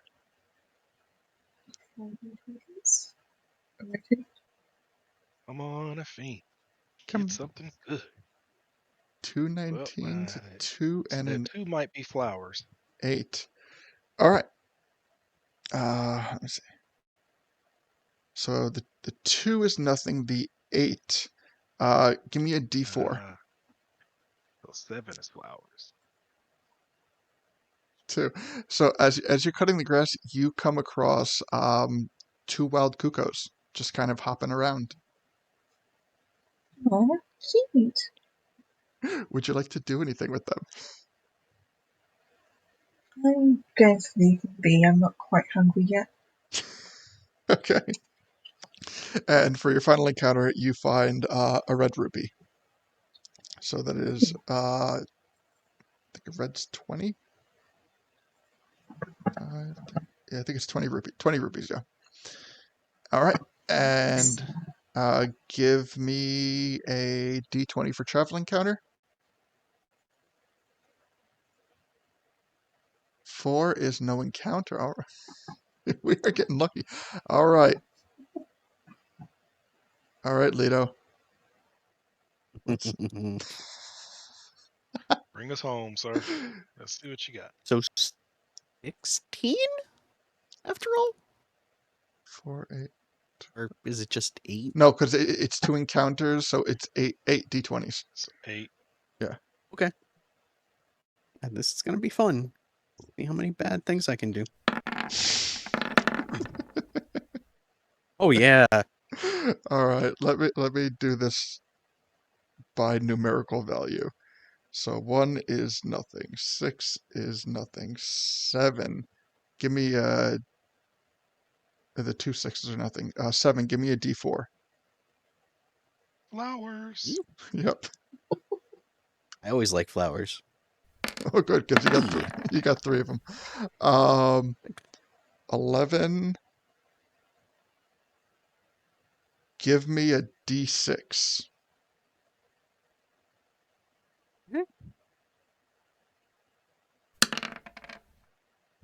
Okay. I'm not telling you what that is yet. 13. 13, you find a ring. Sweet. Would you like to do anything with the ring in the moment? I've had good luck with rings before. I'll put it on. Put it on. Smart. All right, let me break out my ring mechanic. My random ring. It's the worst thing that can happen. Get another really bad dice that, screws with my life every day. Let me see. Get possessed by Ganon. Hey. Again. Again. All right. It's a copper ring. It yields no effect. Okay. But it'll be worth a couple rupees. Okay. All right. So now let me build the encounter. And I have to, for all these rolls, I have to say,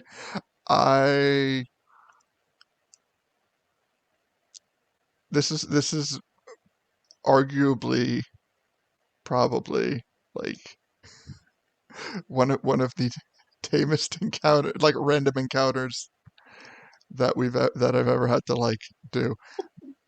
But I'm doing it anyway. Let's see. Let me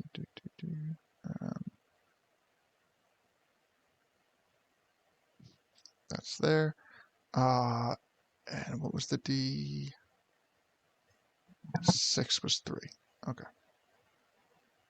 Actually, I think you could have a little fun with this.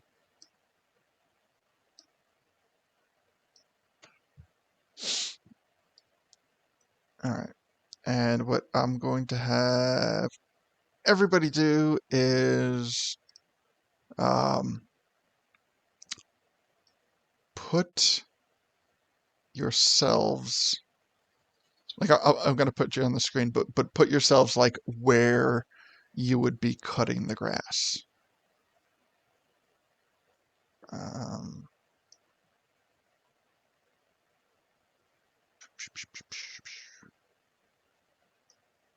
me get the players.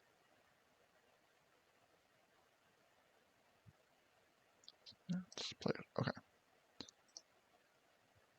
So we got Deacon.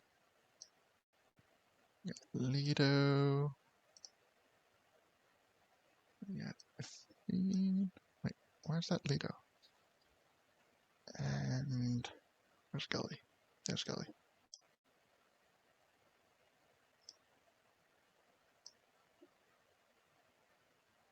Okay, so everyone has control over your characters?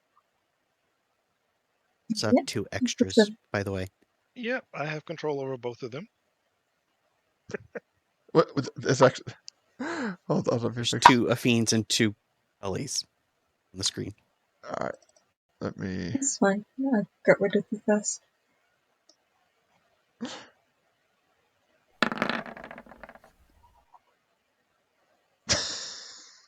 Stop, I'm trying to get rid of one of you. Alright, where's. I know, that's why I kept moving them. I was messing with you. Okay, so everyone is on the map where they want to be.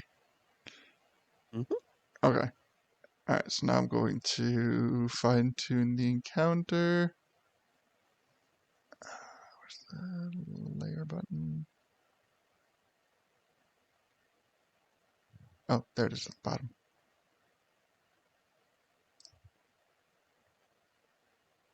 Alright, that goes there. Goes there. Okay.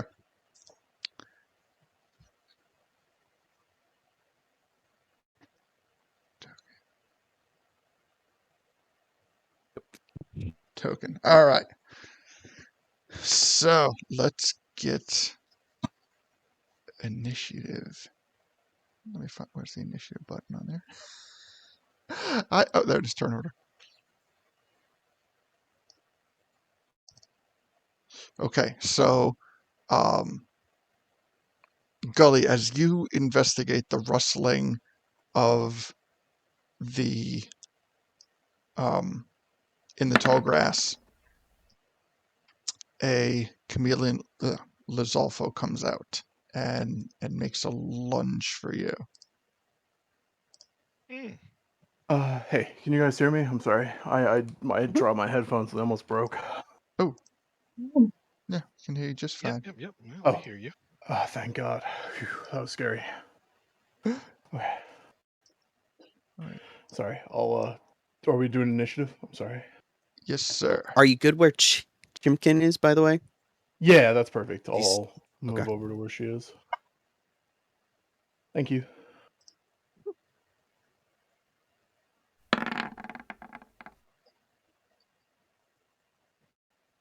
Yeah, going last. I'll try to get the right click on these Yiga. Oh, that's not even the right Yiga. Pay no attention to those Yiga. Oh, Whoa, yeah, I was gonna have some Nelly. fun. No, you weren't. Sure I am. Those are not the Yiga you want to fight like that. Well, it Wait, depends. Did we have a long rest before these fights?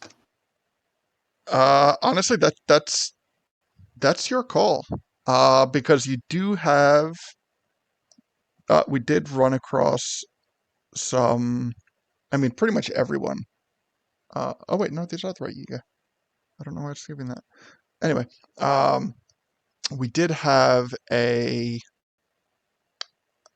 everyone pretty much rolled for no encounter at one point or another. So, if you would like to utilize the short rest prior to this battle, Would. okay. All right. It'll be helpful that way. All right. So let me get these initiatives in.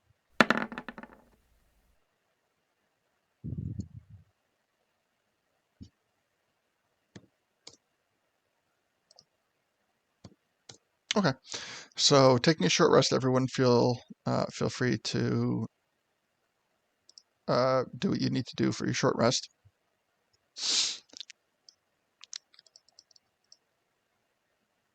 but the first action will be the surprise attack on Gully.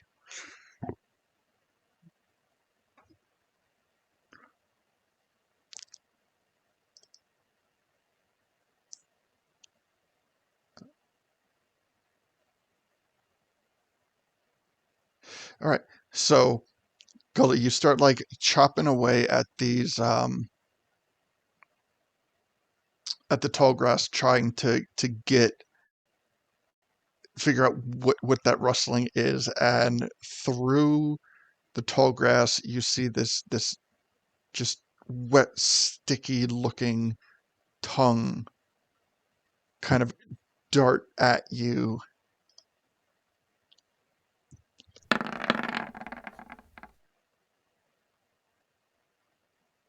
And I don't believe either of those would hit you.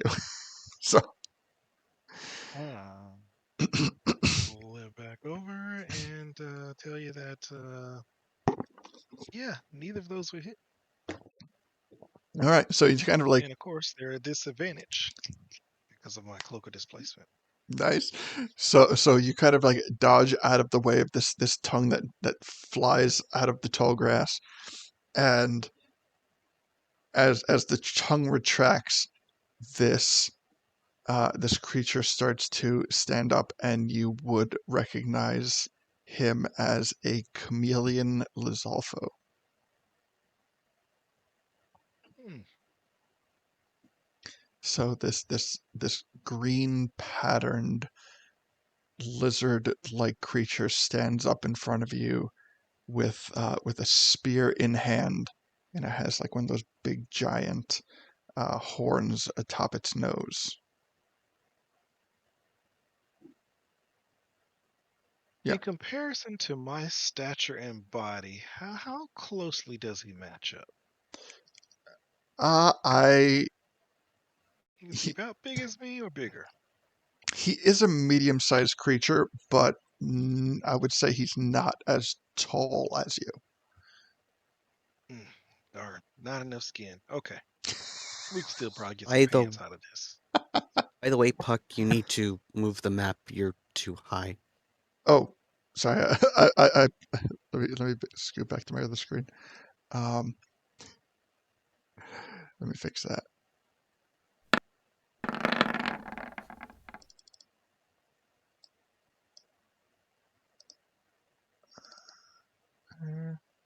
And let me make sure I got everybody on there. Get this out of the way. And where's Deacon? Okay, Deacon's all the way Down. south Chinkin. Okay. And all right. Looks good. Okay. Thank you, Lito.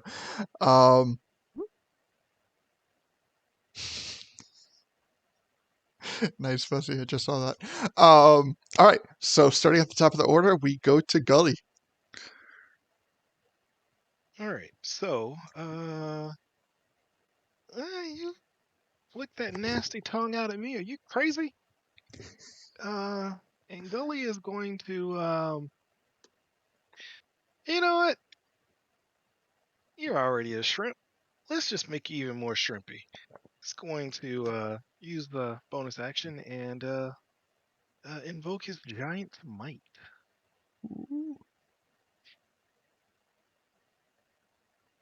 And he will become large. And then, again, because he flicked that nasty behind tongue out at me, he's going to go ahead and taste a little flame tongue. Hopefully. 27. 27, Hopefully definitely that. hit. All right, good stuff.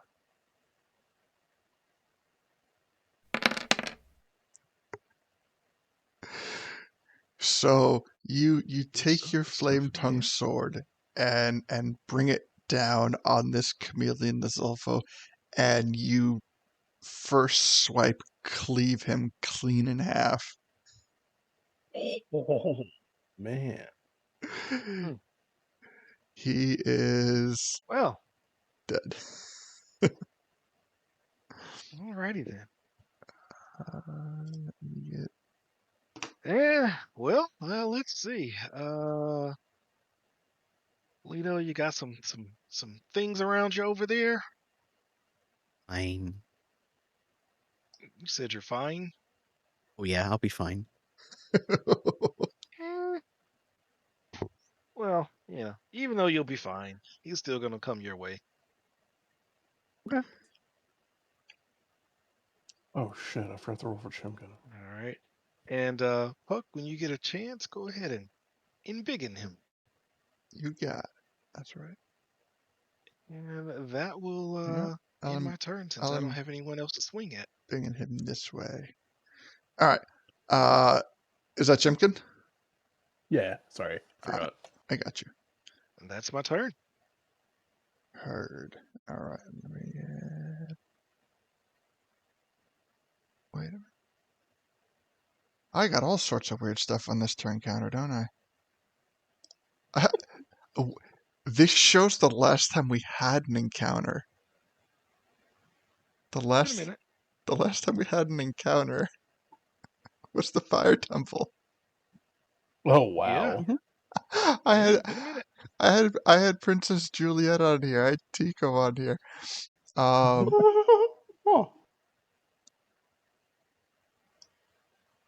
Oh, that explains why. Okay, I see. That's why there were multiple token. Oh yeah, let me hold on a second. Give me a second. Get this cleaned up. Honestly, like I'm not even looking at like which of your um with the actual encounter, what your initiative rolls. I'm just it was my screw up, so I'm giving you the higher initiative, whatever it was. Um, okay, so that ends Gully's turn, and then at a 17, we're going to go to the southern Yiga surrounding Lido.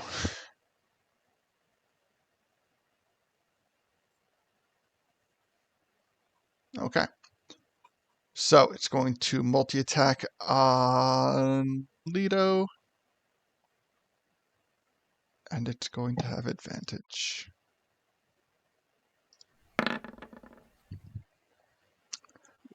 Yeah, does the it? 20 hits. It's technically not It's- flanking. Is it a pack tactics thing? Ah, okay. Yes, it hits. All right. I need a con save.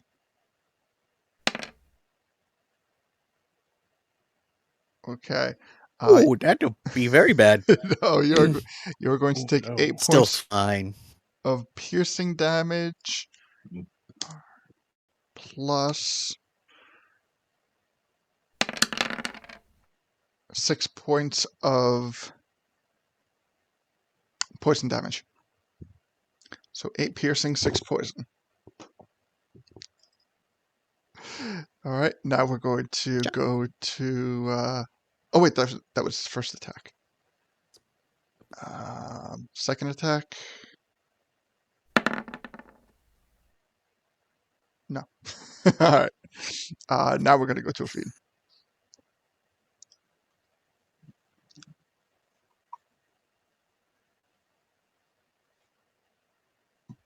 Right, sorry, was muted.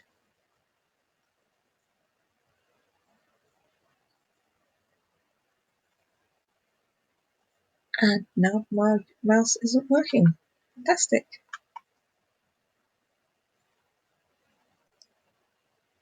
10 seconds, Our please. hardware's Sorry. not used to combat.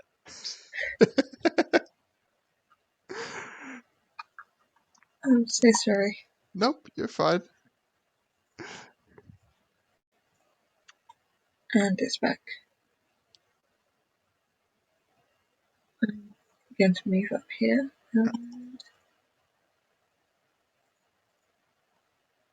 All right. And would you like Try to? and remember what battle spells I have.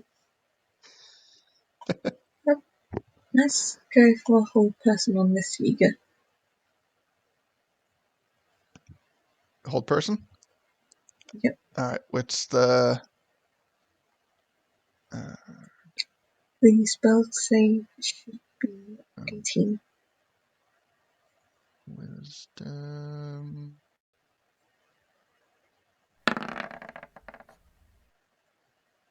$16, so it fails, and it is paralyzed. Nice. Nice. All right. Any bonus actions or anything like that? Thank you, but that's my turn. That's your turn. Okay, you got it. All right, and then with that, we're going to go to Deacon. Okay. Hmm. So, do these look like normal Yiga? Or like... From where you are? Valid point.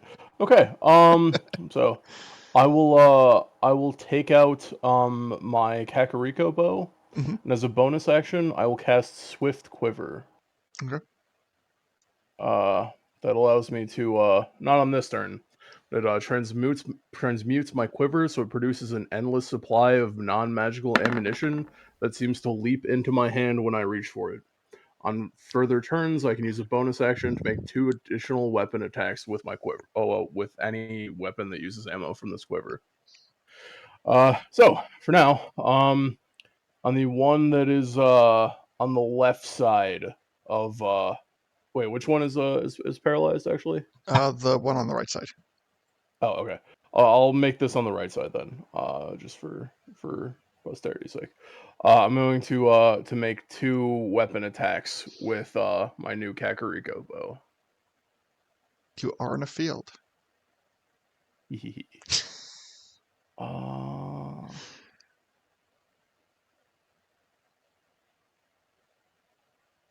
okay,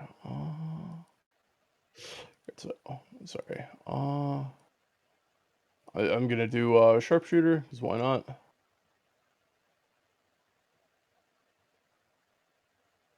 Uh, 19 to hit. 19 will hit. Okay. That is 20 piercing damage. All right. And Still so I have standing. okay. So I have to check what else the bow does again. I'm not used to using it because I know it's got the +2 in general, and then the ooh, okay, cool. So all right, I will keep that in mind for perhaps next bonus turn. Okay, and then I'm gonna make another sharpshooter shot against it.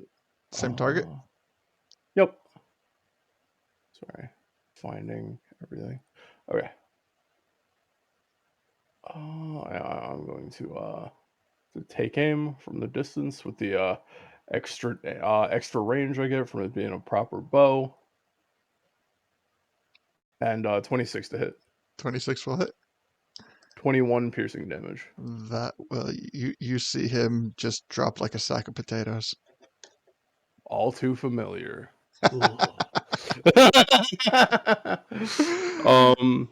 All right. Yeah, that'll end my turn. All right. And now we're going to go to this Yuga here, who is going to make his first attack on Leto with his short sword. That hits. Let's see if we got a crit. All right, and then I need a con save for this attack as well. Oh shoot! Why didn't I use my ability?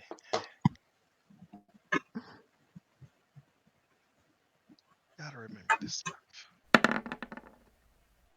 19. Okay, so we're going to take half damage of 3d6. So 5 piercing, 5 poison, as he follows up with his second attack of a 9. All right. And bam, that's gonna all right. So now we're up to Leto. All right, Leto, let's make good on these words. About Chimkin. He should be before me. Oh, I have Chimkin as a It should be straight. like last.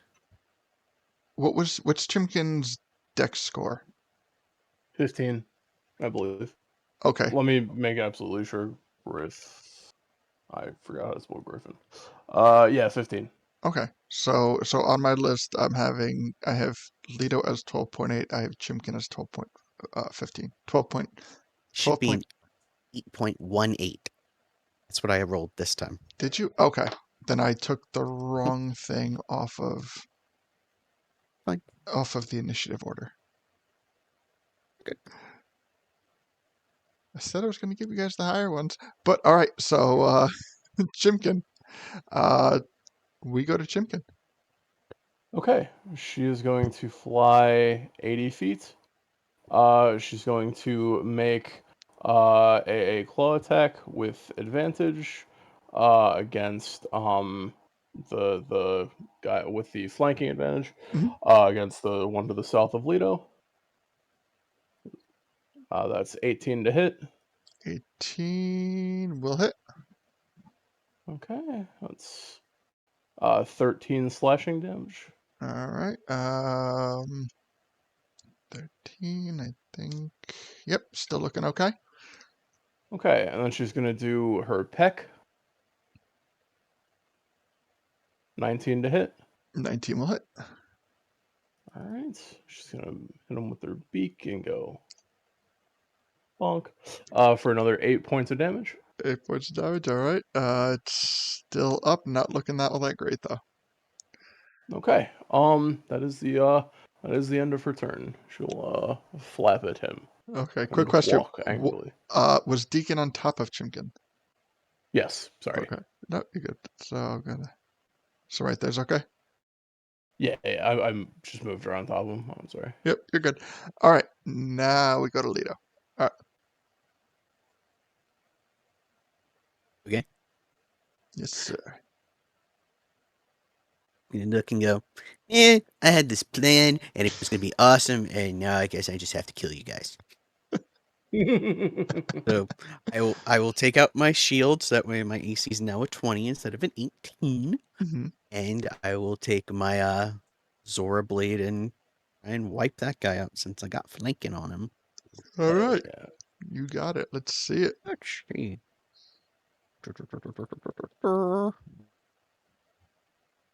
So many spells I have to figure out where everything is. There it is. So 26 to hit All right. for 6 points of damage. I actually think that might be. Yeah, he literally has 6 HP left. So that's the magic number. All right. Um. That. Yep, he's dead. And And then I'll just take a step over here and be like, yep, you're gonna die too. And just, it's my turn. all right. So I believe. Let me let's fix this a little bit. All right. And I believe we are going to Gully at the top of the list now. Yes. Gully is up. Well, I mean, I think they pretty much got that handled over there, but I'll head that way anyway. And, this for shits and giggles, I'll dash. Boom. There you go. Now you got advantage on your next time. Okay. Well, that's my turn. All right. And that guy's dead. And okay, so now we're going to go to the last remaining year again. He's going to make one. He's going to take out a short sword, take another slash at Leto. No, gonna take another slash at Leto. 19. All right. And Kill on the shield. oh wait, he's got the shield. Ah, damn it, that's right. That was a Make sure to him. take it out. That's right. All right. So the 19 misses. Oof. All right. Deacon. Okay. Oh. Honestly, I'm just gonna empty my quiver into this guy. All right. Let's see. Let's test out the bow. Let's go for a little short range target practice. Do it. 1, 2, 3, 4. Okay, so critical 24, 20, and 23. How would you like to do this? So honestly, like as However, one, two, Mhm. you have to use all 4 arrows in this description. Correct. To be honest, what I wanted to do was just like I really wanted to just try and just use as the sharpshooter attack, just notch all 4 of them at once and basically see if I could, do the fourfold flurry from Dragon's Dogma, where you just like unleash just like basically like you hold the bow like basically sideways and just like it just goes like 1 to the neck, 1 to the chest, 1 to like the stomach, and then like 1 to the waist, and it's just it leaves them looking like a Cenobite by the end of it. Perfect. All right.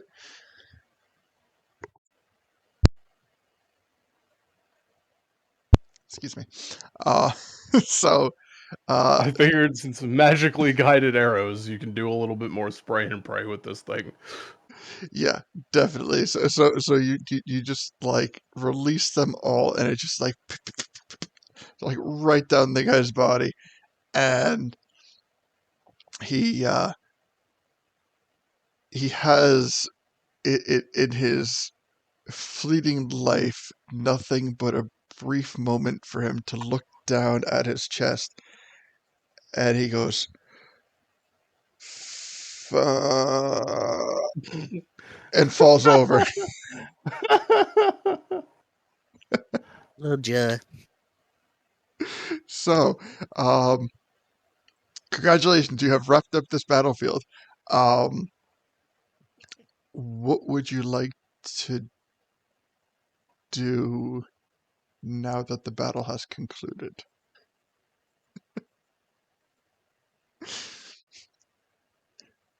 Show me the loot. Oot. All right, we're going loot. Um, I And I about have an 60 seconds inserted later, thing. We'll see if we hit it. I said I have an inserted thing. We're gonna see if we hit it. Okay. Okay. You tempt fate. Good. Um, as you killing start to blow. loot, you see Gully shrink back down to his normal size. All right. Gully goes back down. Deacon got the final blow, so he gets first shot at all right. So, what would you like to look for in loot? Um, I have honestly, to be that guy and ask a quick question. Yeah. Can we use cookies for these rolls?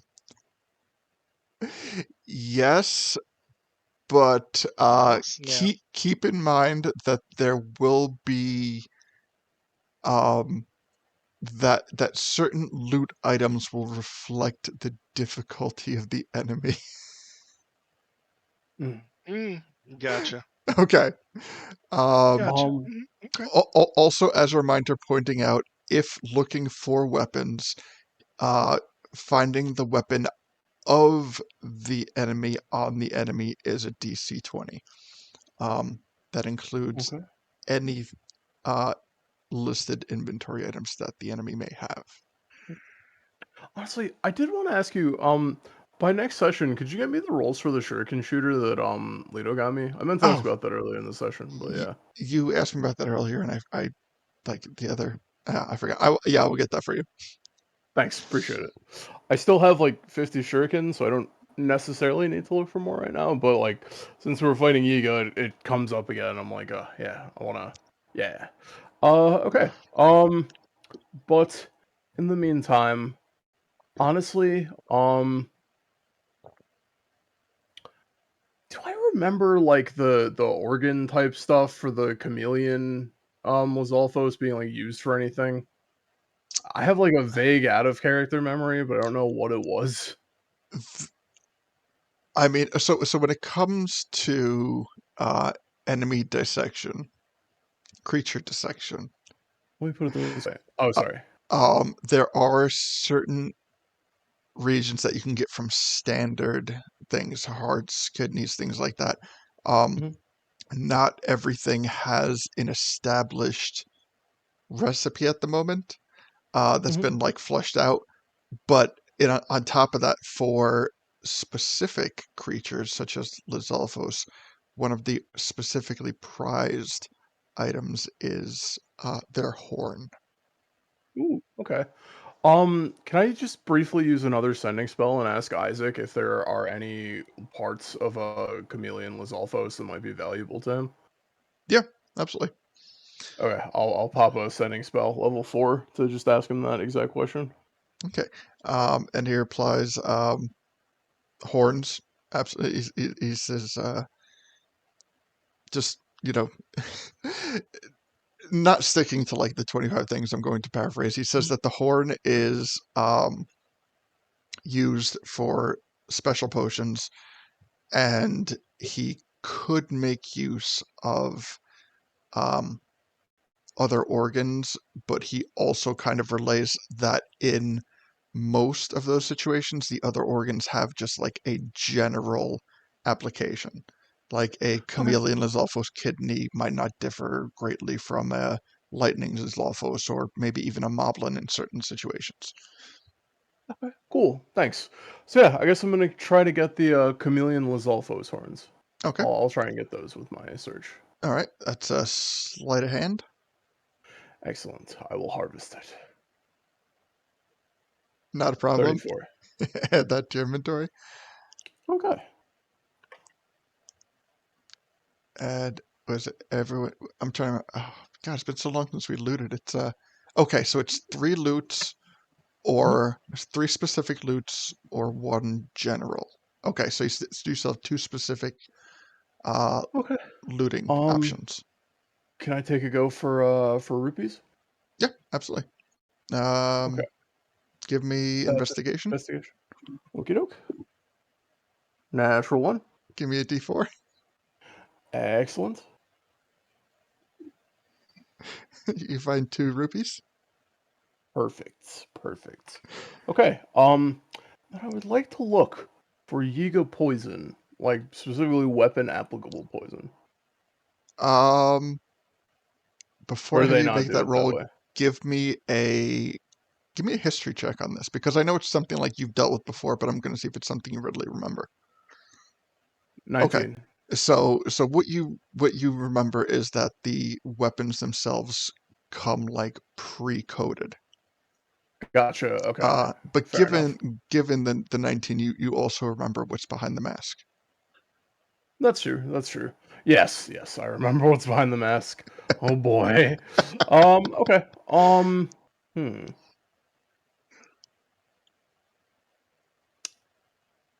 Um, I guess. Oh,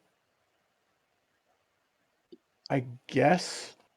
Um, can I try to get a hide from the chameleon Lizalfo? Like, what happens when it's dead? I know this is a granular question, but like, It's nothing we haven't done before.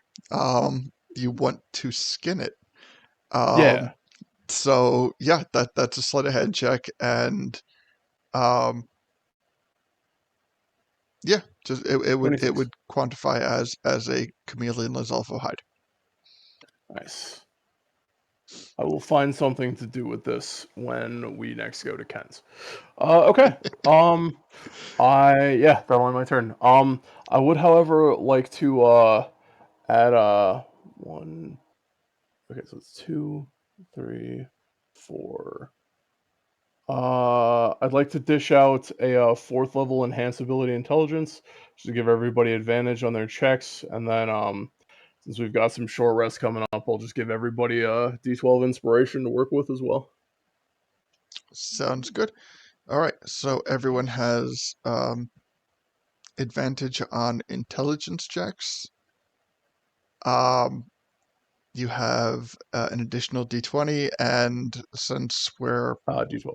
I'm sorry, yeah, D12, and since we are also not in any type of like time sensitive surprised area, we have guidance on the table, right? That one's up to Lito.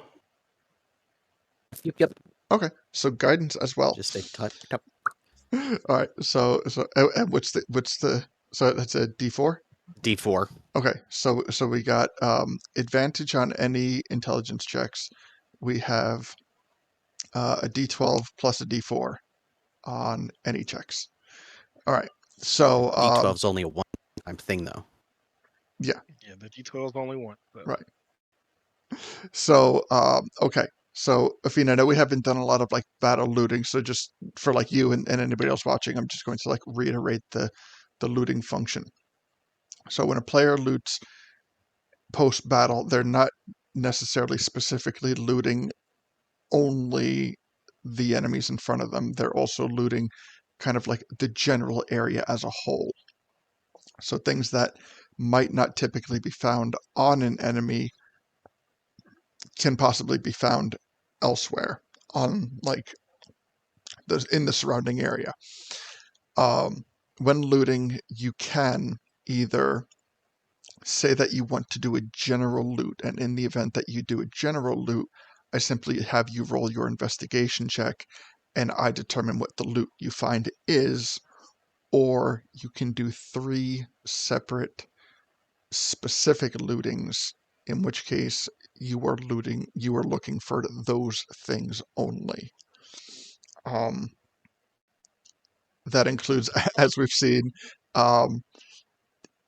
surgical things such as, removing bits of the innards and outards of creatures, rupees, potions, kind of, the sky's the limit, but there are certain limitations such as, you're probably not going to find a bag of holding on an Octorok. So certain things are are limited within reason, but outside of that, really, with specific looting searches, the sky is the limit, limited only by your creativity. So, what would a fiend like to do? I am going to go for what I really need at the moment and look for diamond dust. Diamond dust. All right. So, give me an investigation roll for that. If you would like to use your advantage on that, you can. If not, you can save it for your subsequent rolls, and then you can add your guidance to that. I would like to use the advantage and the guidance because I really want some of this. Okay. All right. So we're starting off with the 20. We're up to 29. 29.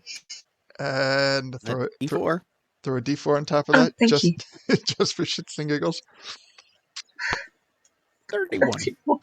31. All right. So, diamond dust. Is that a consumable spell component?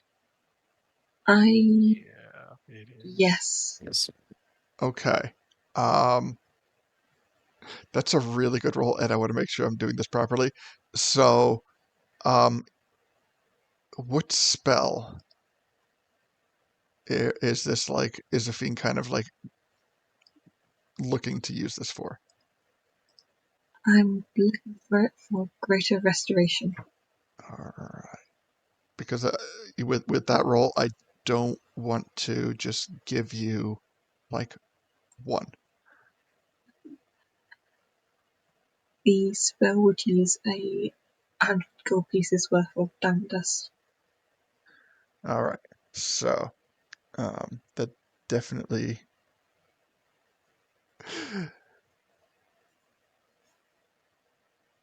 You know what? Give me a D4.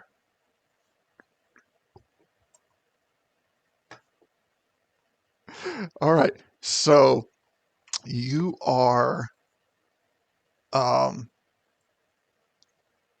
you find a small chest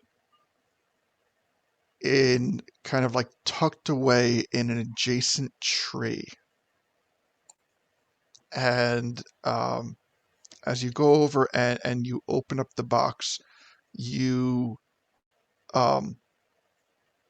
at first glance it doesn't appear to be anything all that incredible.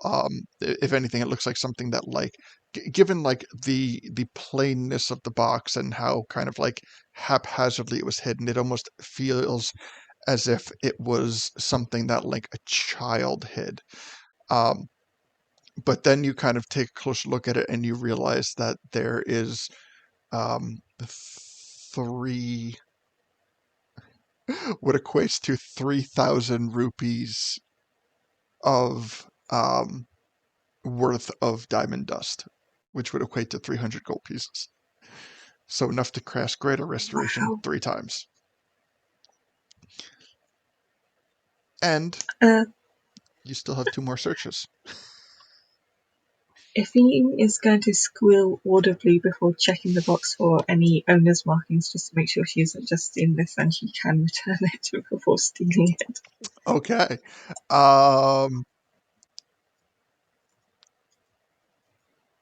Give me an investigation on that. Like this won't count towards your searches, but like give me an investigation on that. A 1. You are so overjoyed by this find that you notice nothing else about the box. In fact, like within the box, like each of the diamond dust are in like 3 like little almost like velvet type sacks. So my question to you is, do you take the box or just the contents? I'm going to take the box because I think it might be easier to transport. Okay. All right. Not a problem. You take the box, you bring it with you. Um, and you still have 2 more searches. I vaguely remember being able to bank the searches to help another player. But Or am I misremembering that? Being able to help someone else instead of using one of my searches. you still have 2 searches. The investigation for the only actual search I had you do was for the diamond dust. And since that was a specific search, you still get 2 more. No, yeah, what I mean, is it possible to not use my other 2 searches and instead give advantage to... Actually, no, you already have advantage. Yeah, advantage applies to all rolls over the course of the hour. So sorry. No, yeah, sorry, that just went from my mind. Well, Sorry. it applies to intelligence rolls. Ah, this is true. It doesn't apply to things like sleight of hand or any like dex roll or anything like that. I mean, most likely we will. The most common role in looting is investigation checks, but it's not the only role. So, but yes, that is one mechanic that I actually did forget to mention, is that a player can forfeit any number of their rolls to give advantage to another player for any rolls that they forfeit. Then I'd like to forfeit my other 2 rolls because I'm more than happy with the dust. Okay. Sounds good. And the next person. Oh, wait. Next person was Lido. Lido, you are up for looting. What would you like to do? Okay. The simple one first. I'm looking for a better shield. Hopefully like a +2 shield. Okay, so the way that plus items work is we start off with a +1, and when you get 3 +1s, it can be forged into a +2, and when we get 3 +2s, it can be forged into a +3. So you want to search for a +1 shield, which arguably would be easier to find anyway.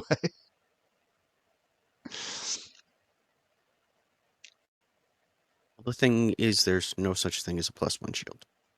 It automatically goes up to a +2. Really? Mm-hmm. It's yeah. I've been looking. Well, +1 would basically be a +3 shield, right? Yeah, it's a Because a +1 regular shield. shield is Should be. +2, so then a +1 shield would be 3, right? Well, a +1 shield is just a magical shield. No, I got a +1 So shield I right can there. look for just a specific time. Yeah, because a Okay, +1 so- shield is magical, but it takes your basic, +2 AC from a shield to a 3. Yeah. And I would look for that. Okay. All right. Investigation for +1 shield. A big fat Well, I got a 20 over 30. there. You are able to find a +1 shield. Okay. Jeez. Next item, I am looking for something that looks like a dragon worth 500 GP. It has to be a Very carved. specific. Yeah, it has to look like a dragon because it has to be carved into this form of a dragon, and it has to be worth at least 500 GP. Because I can use it for 2 spells. Okay. For 500. You know what? So here's what I'm gonna do. Okay. I'm gonna make this a 2-tiered roll. 35 plus, you find the dragon. 25 plus, you find half of the dragon statue. Okay. Okay. Go for it. 20, sitting on a 21? 21. There's no way I could get high enough. With the D12, I might be able to get. You might be able to get half, but you still have another investigation.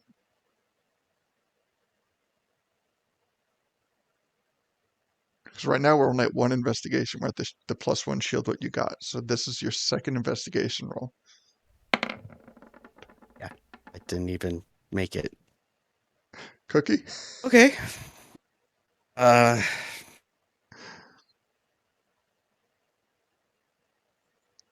not gonna waste it. Oh, come on. You are like There's plenty. Use them. you are on the Plenty. cusp. I think there's Fine, plenty. I will use it. If not, we'll add some more. It's just a D4, right? Yeah. 22, 23. You need it. 20, 24 to take another cookie. You know what? I'll give you 2 for 1. Oops, wrong thing. No, you're fine. Okay, so you find half of you find There. half. You find half of the dragon statue, and you still have 1 investigation left. I'm gonna look for the other half. Okay. 'Cause I really need the whole thing, because otherwise it's kind of not useful. Here's the 28. 28. I'll give you my extra inspiration. Well, No, no, with the he got 25 plus. So 2 rolls of Oh, 25 okay. plus got him the dragon. you get the whole thing. Oh, okay, cool. I have the whole didn't- thing. Nice. Sorry, I didn't realize where I would have said that for the last one. Also, I had my nose in the Dungeon Master's Guide where it says uncommon +1. I saw. Yeah. All right. All right. And all right. So lastly, we have come up to Gully for looting. Gully, what would you like to look Oh, for? well, Wish I because had I one of know those. this dude had to be freaking drunk out of his mind to try and attack me with his tongue or lash out at me. I'm gonna look for um Tankard of Plenty. Tankard of Plenty. All right, hold on. Let me adjust the Discord I think loot. it's like just a common. All right. And yeah, I don't believe that would be too. I don't think it's too crazy of an item. Of Plenty, I have Sobriety here. Well, it's the opposite of sobriety. So basically, here I will. Let me go back to D&D Beyond.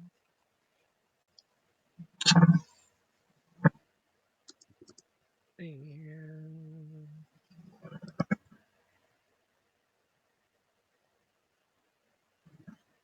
there you go. I threw it into the chat there. Okay. Wondrous item unique. All right. So It's just a common. It's a common magic item. okay. So I'll put this at a 25 as well. Or a common. Shoot, I better look for something else then. uh, let's look something more meaningful then. I figure their Um, inventory items are DC 20.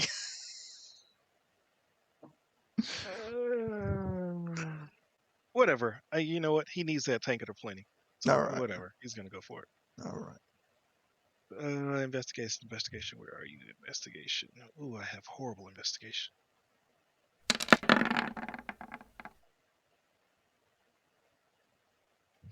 Oh, you have a D12 if you'd like to use it. You never know. And cookies. Feel like I will it's a give you waste. another D12 if you want, because I have a spare one if you want. So So 16 plus that puts it at what 24. 24. you literally just need to eat a cookie and you got it, my dude. All right, what's that? A D4, right? Yep. And you can't roll lower than a 1. So Yep. Roll a 1. and you rolled a 1. All right. Excellent. Perfect. All Tankard right, of so I got my Tankard Plenty. of Plenty. Yay! All All right. righty. So so the way I'm going to narrate this is between the two halves of the broken of the broken dragon statue, which now will still count as one, and the +1 shield and the Tankard of Plenty and the stowed away box of diamond dust.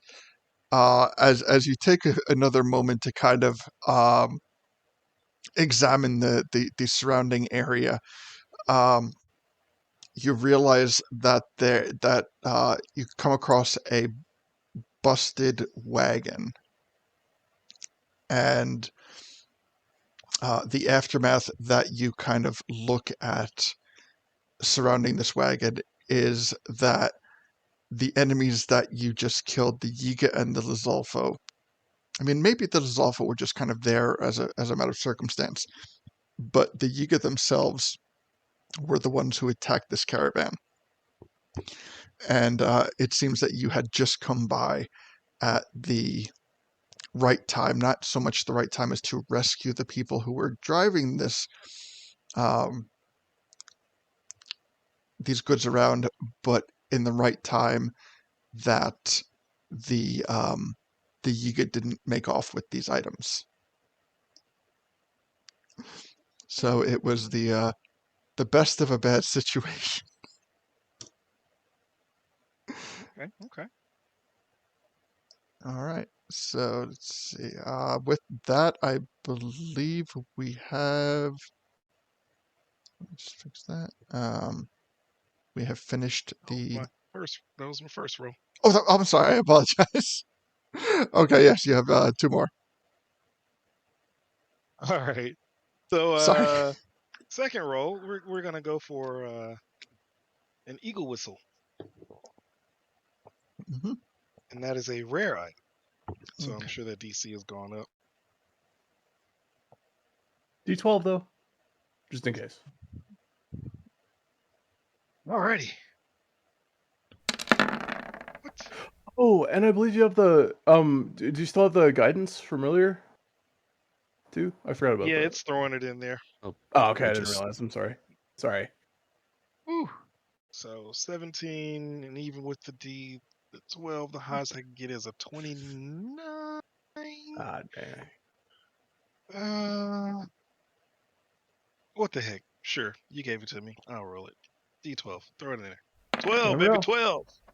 Yes. Yeah! Let's fucking go. All right. So 15, 16, 17, 27, 29 is not going to be high enough for a rare item. I force feed him a cookie. Can I eat one of mine, or like, I just like feed him mine? Wait. Let me do.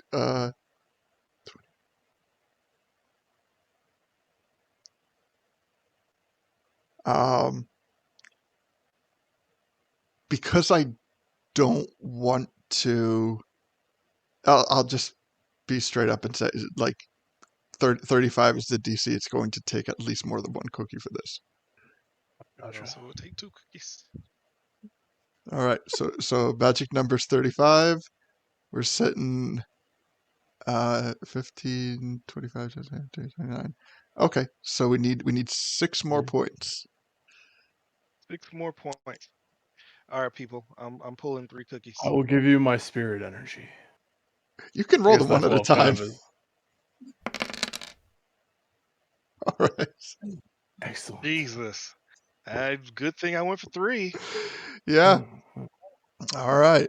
So let's see. All right. Yeah, you find that in the rubble too. All right, I can fly like an eagle. Just big old, like, armor clad hulking gully just flying through the air. Oh, and the last thing he's gonna look for Uh-huh. is a portable hole. I unfortunately have no more 12s, but I will still be with you in spirit. All right. Yeah, I will. I'll definitely make sure I replenish our cookies. Portable hole is rare as well. Okay. So you know what you're looking So for. another 35. We're looking for a 35. I don't think I can get this without burning a whole bunch of stuff, unless I get a nat 20. And I would still need a lot of cookies. So let me go for something else. Let me think. Something simple. Um, something simple. Something simple. Taking up everyone's time. Come on, think. All good, man. Jeez.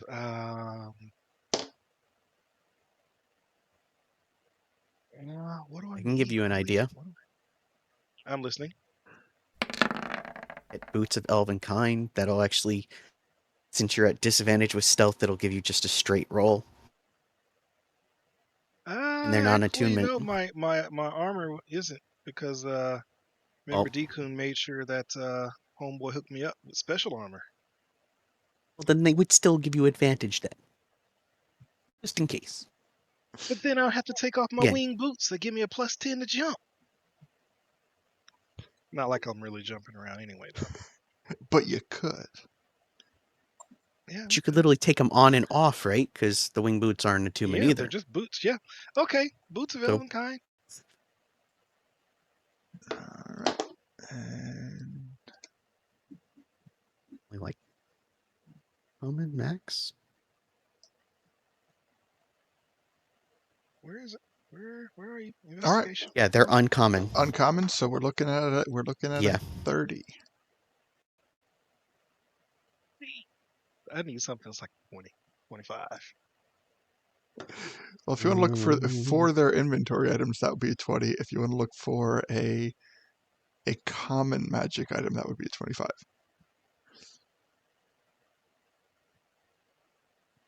Yeah, we need something common. Clockwork 25 amulet. or less. Clockwork amulet's What do they just have a that's going to be 50. 25 or less? Hat of Wizardry. Do that. Oh, I was just throwing it out there. I like that item. It's Cleansing it's a- stone, feather token, pipes of remembrance, a pot of awakening, glamour weave, a cape of billowing. Well, Those are all common. you know what? I might go for that the feather token. It's like a feather fall, get out of jail Exactly. emergency, right? Mm-mm, Yeah, that's feather smart. token. Yeah, well, that's what we'll go for. All You know, right. since I'll be using my whistle to fly around every now and then. All right. So there we go. And throw in some cookies. Got it. I Already. guess I don't need any cookies. Hey, All you'll right. love to see it. This tiny object looks like a feather. Different types of feather tokens exist, each with a different single-use effect. The GM chooses the kind of token or determines it randomly. Give me a D100 to see what kind of token this is. Okay. D100. Oh, come on, turn order, you're in the way. There we go. Fudge. It actually, I never saw this here. It lets you fudge rolls. That's crazy. Mm-hmm. No, it's just. But Is it that what it tells is? you. Tree. Literally, you can put in what number you want, but it also says fudged, Okay. so you can Does see it? it yourself. A tree feather token. 1DF. DF. So you must be outdoors to use this token. You can use it as an action. Wait, you can use an action to touch it to an unoccupied space on the ground. The token disappears, and in its place a non-magical oak tree springs into existence. The tree is 60 feet tall, has a 5-foot dimensional trunk, and its branches at the top spread to a 20-foot radius. So you can make a tree. Ooh, I But love you it. wanted the actual feather fall token, didn't you? Oh, feather fall token. I thought we said feather token. It's still the feather token, but it gives you feather fall. It's the basic version of it. Then there are other versions of the token that you can get. There's a tree token, there's all kinds. But the feather one is specifically for the feather fall.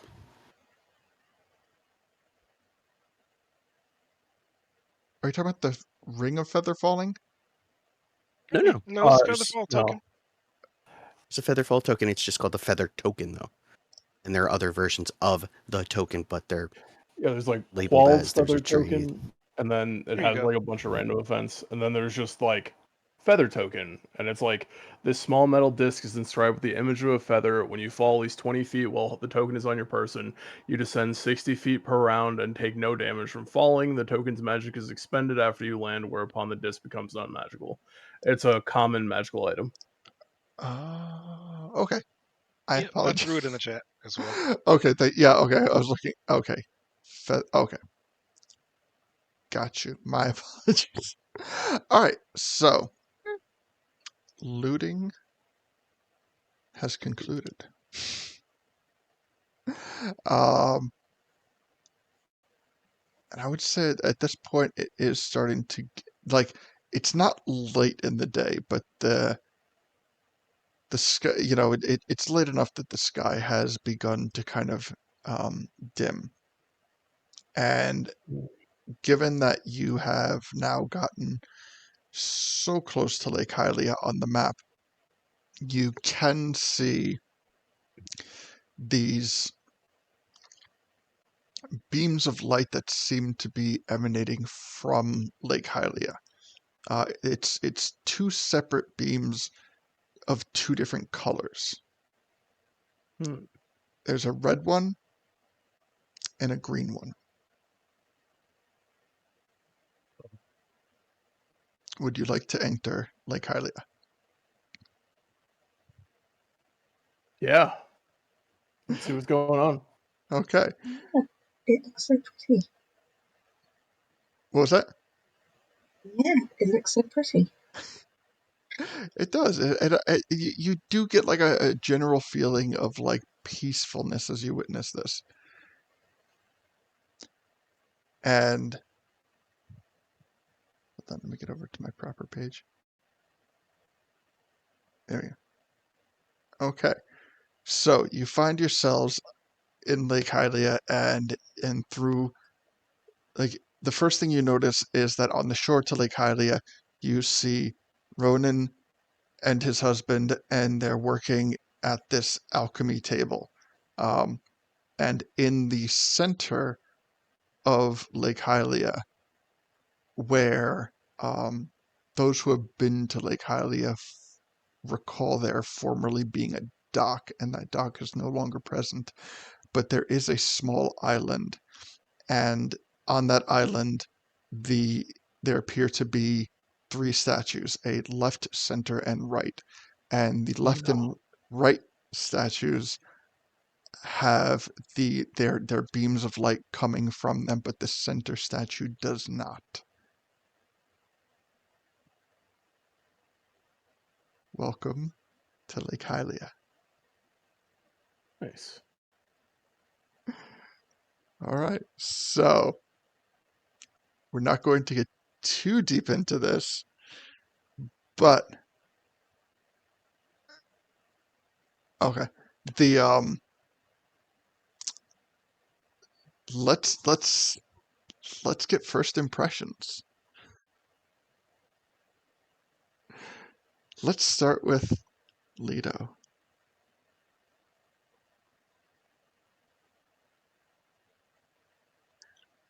Well, happy to see, Ronan and his husband. That's great that they're alive. Yeah. Still thinking about the fact that, he's now come here, and last time he was here, there was death and bad things happened. And looking at the statues, seeing two colors of light, knowing in the back of his mind he has a book about three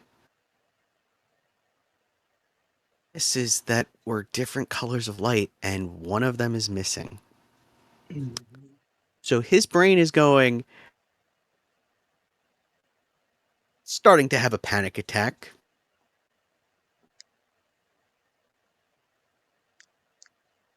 Yeah. He's pretty sure he knows which one's missing. Is there I'd like to take Lito's hand and just go, "Hey, buddy, you need a break? You want me to conjure the magnificent mansion for a bit?" Leto is on the ground, probably like grabbing his chest, hyperventilating. Just I'm like gonna take that as a yes. drool pulling out of his mouth. So he's just like, yeah. Okay, I'm gonna conjure Mordenkainen's magnificent mansion. I'm gonna make it look like Cedo's, and I'm gonna just conjure the portal and just try to say, "Hey, come on, buddy, let's get you into a safer space than this right now. Just come on. We'll put this behind us until later. Just come on."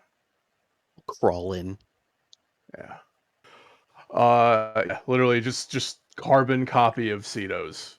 Except instead of Cleo, there's tiny little Deku spirits. They will bring him fresh, clean water and just try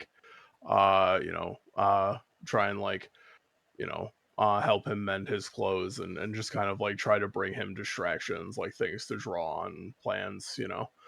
I imagine they could like rework some of his plans for like the floaty the backpack thing with the hang glider. Yeah, that's it. And just kind of like try to give him something a little more peaceful to work with right now, so that he doesn't have to think about what he just saw for at least a little while until he's ready to. So that's what I happens to me. Go for it, guys. All right. Now, Deacon, as you have taken the helm to make sure that Leto is in um, as best of a position as he can be, is prior to that, is there anything specific that has caught your eye? Is there anything that has piqued your interest about the area, be it the island Um, or well, I um, mean, the last time he came here, there was statues of someone who was a dear friend of his, and they may have been broken at the time, so he's not doing that much better. Which is why he can kind of understand the necessity of this. So yeah, it's he's gonna lock that away as hopefully those aren't the kind of statues I thought they were. And yeah, but for now, like his top priority is like, his eyes kind of gaze from that to like Leto, and he's got his priority, and right now it's his friend. Lake Hylia will still be there in a few hours. okay. So as a bit of a further explanation, and then we'll go into Gully Intervene. Um, Lake Hylia was um, where the Battle of Kyburn was had. Um, it was where Leto's moment of cataclysm occurred when Kyburn killed one of his party members. In the battle with Kyburn at Lake Hylia was where Deacon died from Kyburn. He was killed in a not too dissimilar way from one of Leto's party members. Um, it and on top of that, the statues that Deacon is the statue that Deacon is referring to was after the battle. They found That's where they found Saria's brother Rico. Um, as he was petrified and turned to stone by Kyburn, and then um, brought back by a lesser deity that became Rico's patron. Um, in an area that's intended to be and tries to be a peaceful, welcoming place, Lake Hylia has no shortage of bad memories for both Deacon and Leto. Um, but Gully, you come in, and you see Rohan and his husband very much thoroughly involved in what they're working on, to the point that they really don't even seem to have any um, recognition of how long they have truly been gone from from Death Mountain. Um, they seem fully entrenched in their research. Um, and then the two statues are emanating both green and red light. And is there anything that Gully thinks about, anything that he pays particular attention to, anything that piques his curiosity? Hmm. Oh, a green light and a red light. I mean, a green and a blue light. Should be a red one. The primary colors. No, it's a red. It's a red and a green. No blue. Oh, yeah, it's red and green. We need the blue to complete the primary colors over there. Oh well. I wonder if there are any fish in this lake. Hey, Ron, how you doing?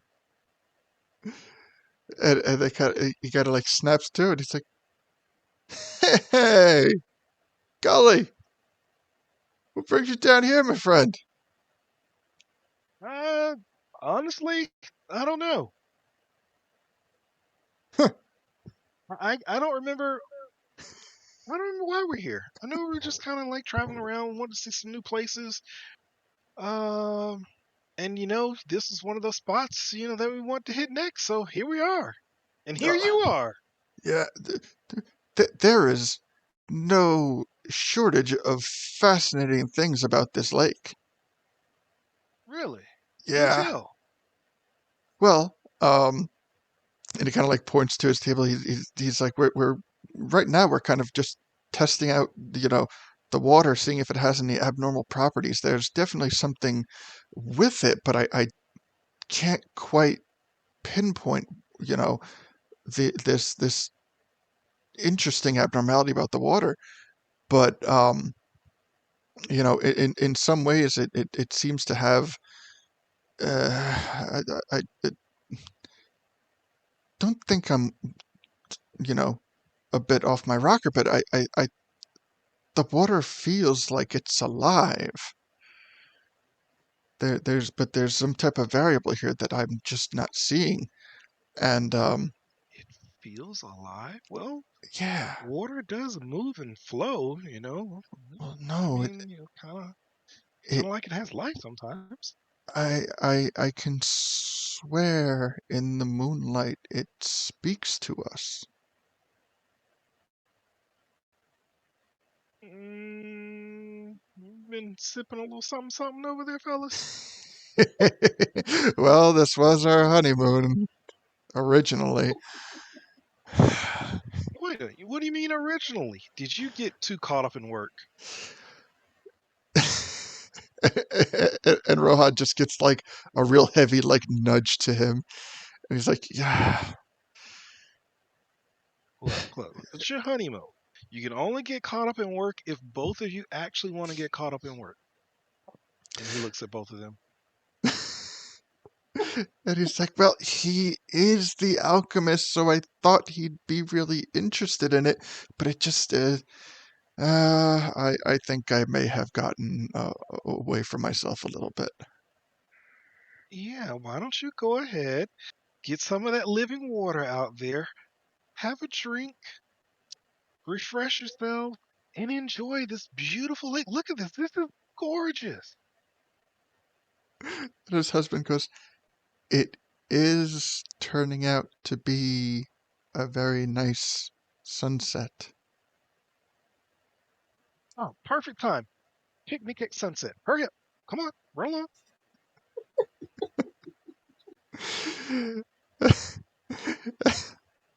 And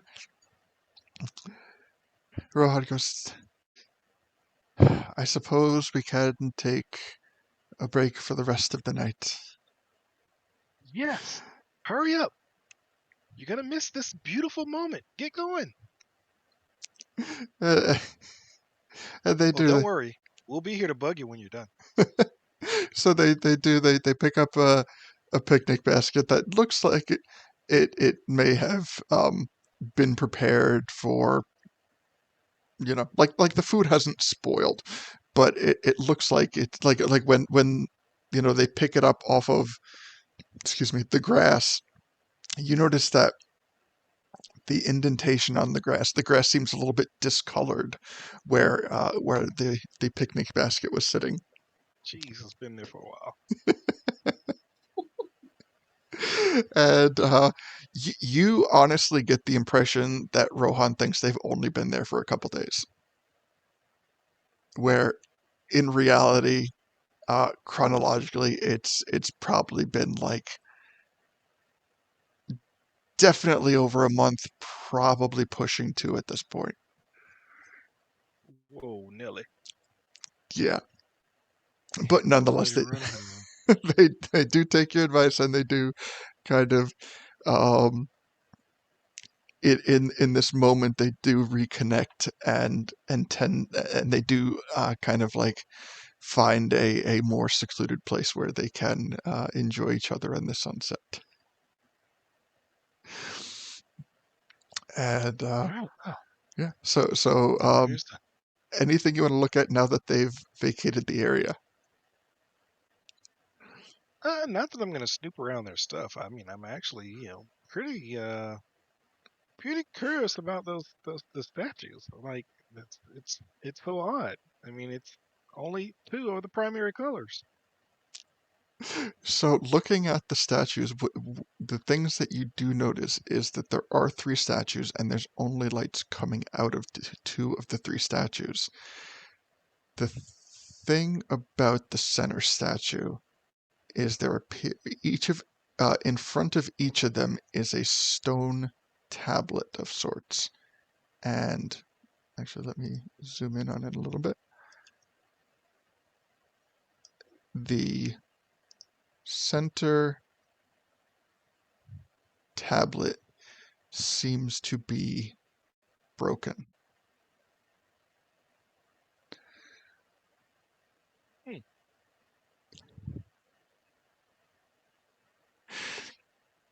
Well, I'll be. But from where you can see in your from like across the shore, none of the statues seem to be suffering from any type of damage. Just the center stone slab.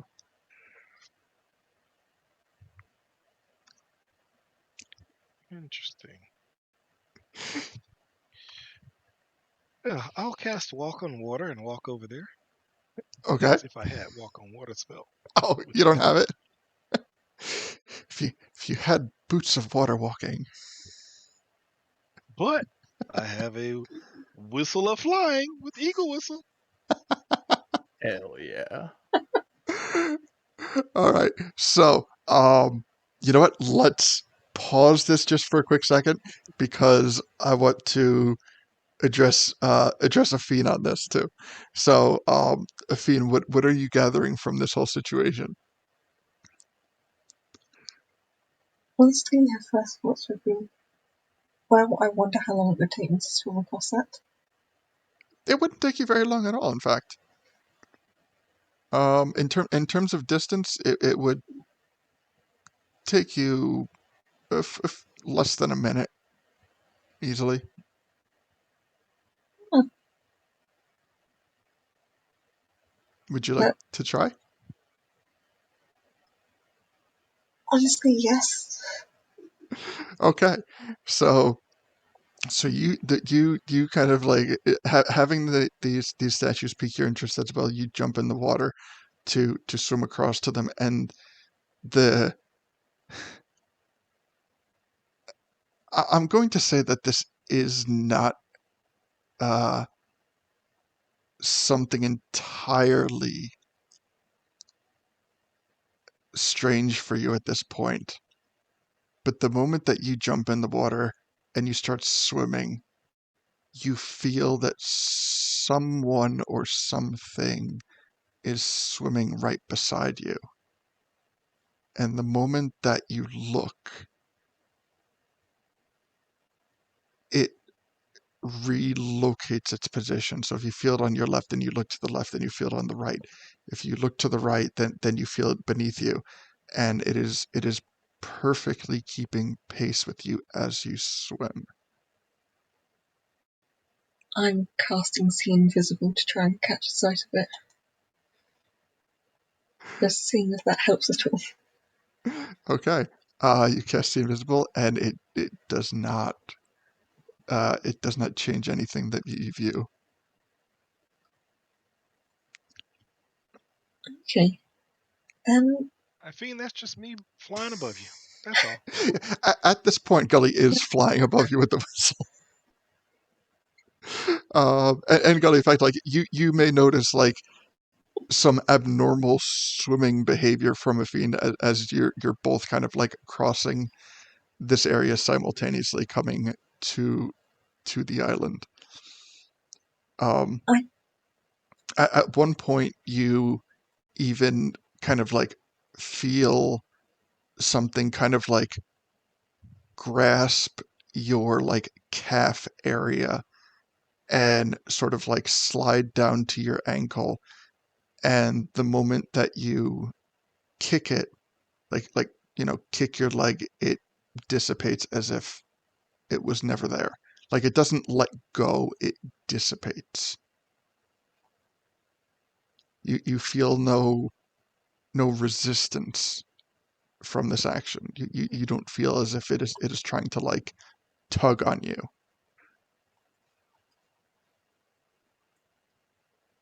I know you're up there, Gully, but I swear there's something else in here. What was that? Oh yeah, you were swimming a little weird down there. You okay? I swear there's something else in here. One moment, Gully.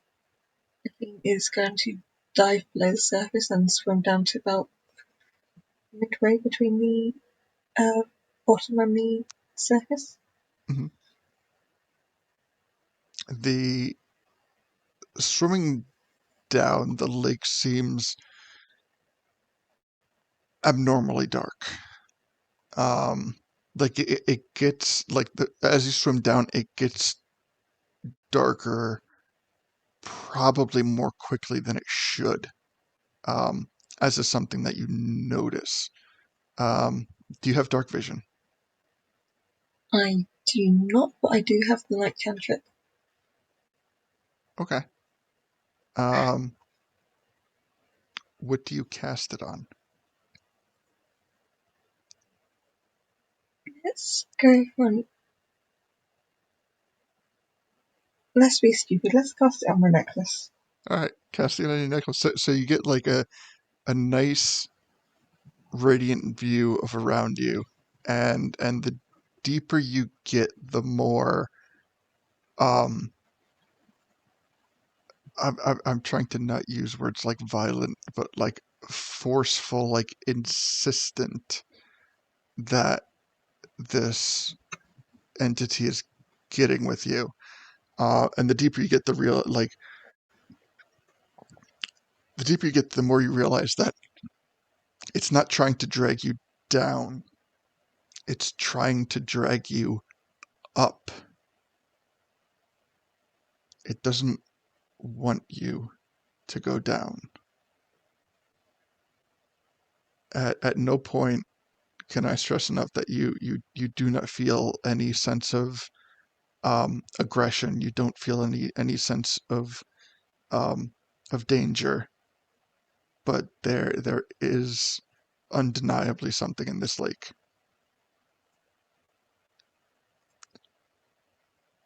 Do you continue to go down? This is such a bad idea. Yes. All right. Bad ideas are the best ideas. So you get down to a point in the lake where not only is it really at this point like you can I would say given the light off of your necklace and given the intensity of the darkness, you can probably see roughly 5 feet in front of you. Um, but more notably, what you notice is this this coldness. It's not like water temperature cold. It's like it feels like you're in a void cold. Like there's no presence of or existence of heat kind of cold.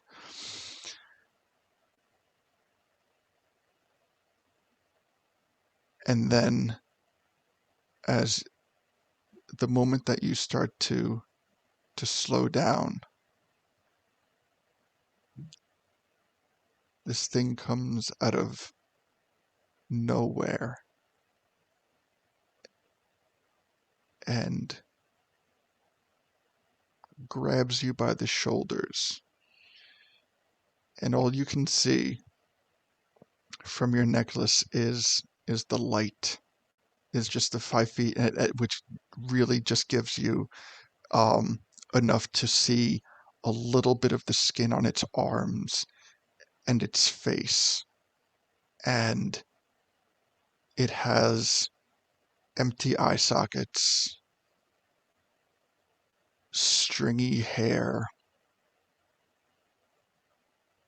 exposed teeth and jaw,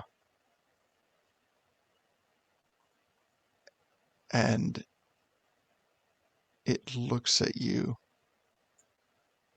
and lets out this,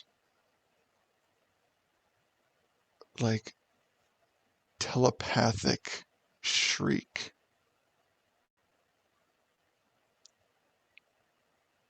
Give me an insight check.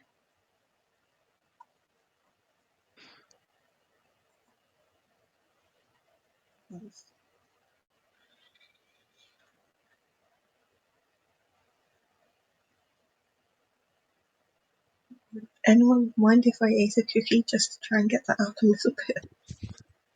Go for it. Help yourself. 13? 13. What you safely, what you gather from this is again, it is not something um dangerous, but it is now getting more forceful, that it does not want, not that it does not want you there, that's not, that you shouldn't be there. That's more accurate.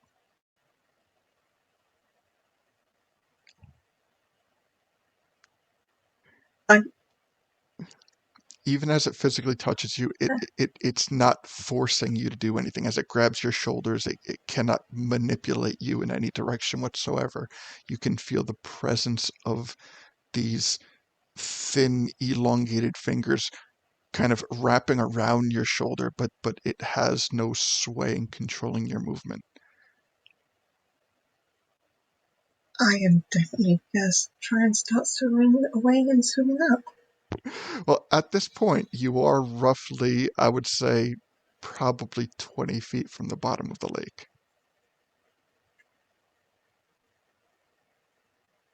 You only need to slap Athene so hard to get her to realise she's mucked up, and this has been enough to realise she's mucked up. So, do you travel down the last 20 feet, or do you come up? I'm going up. No, yeah. Okay. She's not brave enough to go down. Fair. So, as you rise up, you do not feel the presence anymore. It is not reaching towards you. It is not swimming adjacent to you. It is just ceased to interact with you at all. And as you come up, you find yourself kind of coming up with such ferocity that you like thrust yourself onto the beach of the small island. And at this point, Gully has already come. Gully has already landed. And I will say that, like, this altercation for you easily felt like a good 15 minutes. Gully, from your perception, she was down there for maybe 30 seconds. Okay. So you see her just like thrust herself up onto the beach of this small island with And You better be grappling okay. further onto land. Yeah, no, Quartz wants to. No, I'm not going back in there. No. If No, you what listen, happened? no. It, something's at the bottom of the lake. It doesn't want people going near. Yeah, no, I'm not going back in there. Wait, there's something at the bottom of the lake? Yeah, and quite possibly something trying to stop things getting to it. No, I'm not going back. Wait. So, something at the bottom and the water was trying to keep you from it? Is that what you're saying?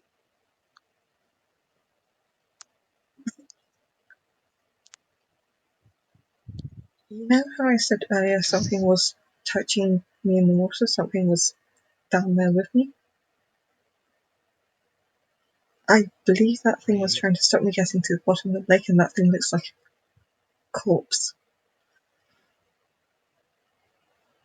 Well, I mean, Rohan did say the lake seems to be alive. But wow, that's so weird, so strange. Uh, hey, Deacon, Lito, hey, what are you two doing? You need to get over here. Come on. They are in the house that looks like Cetos. Yeah, we're on the other side of Oh, like a they're magical portal in and the they don't hear me Mordenkainen. yelling out. Nope, sorry. So wait, Oh. does it look like Cetos from the outside, or does it look like something else? It looks like a It just looked magical like a portal door. from the outside. Oh, okay. Yeah, it just looks like a door. Okay, gotcha. If the door's open, we might hear them. I probably wouldn't, but Coon might. I honestly, I have to check the spell. Sorry. No, as long as the door's Question is, open, did you close the door you or can did hear you them. leave it open? Yeah, it's open. If the door's Well, closed, Um, we can't hear anything. If the door's open, you can still hear what's outside. Okay. Yeah. No, I see what you mean. Okay. Yeah. No. I would probably pick up on that. I imagine Deacon's thing right now is more like hyperactive anxiety, so he probably would wind up picking up on something like that. So yeah. He I imagine what he was in the middle of is like he's giving you like a bunch of papyrus and stuff from his forgery kit, and just said if you have any more plans, maybe you could draw them out, and the discussion, and then he'll like hear the screaming, and just kind of like just come rushing out at this point, I guess, just to make sure everything's as okay as it can be. Hey, what going on? What happening?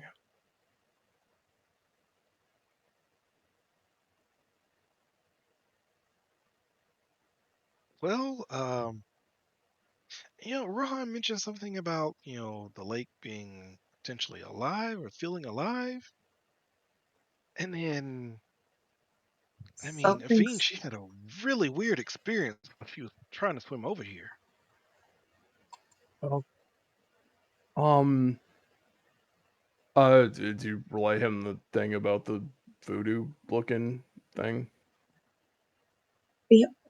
You don't get it in brilliant detail. Mm-mm. More of Vivian shambling to try and put things together, and she appears to be Um, shaking at the moment a little bit. Deacon,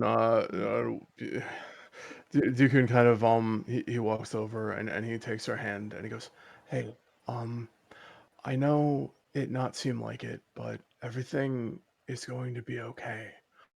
Um, I'm pretty sure that was the spirit of the goddess of Lake Hylia. It's not Hylia, but there's a creature here who lives at kind of the bottom of the lake. I'm sorry, I should have warned you, but I guess I thought I did, and I didn't realize that I didn't. She lives kind of at the bottom, and she's the one who set Rico free from being a statue.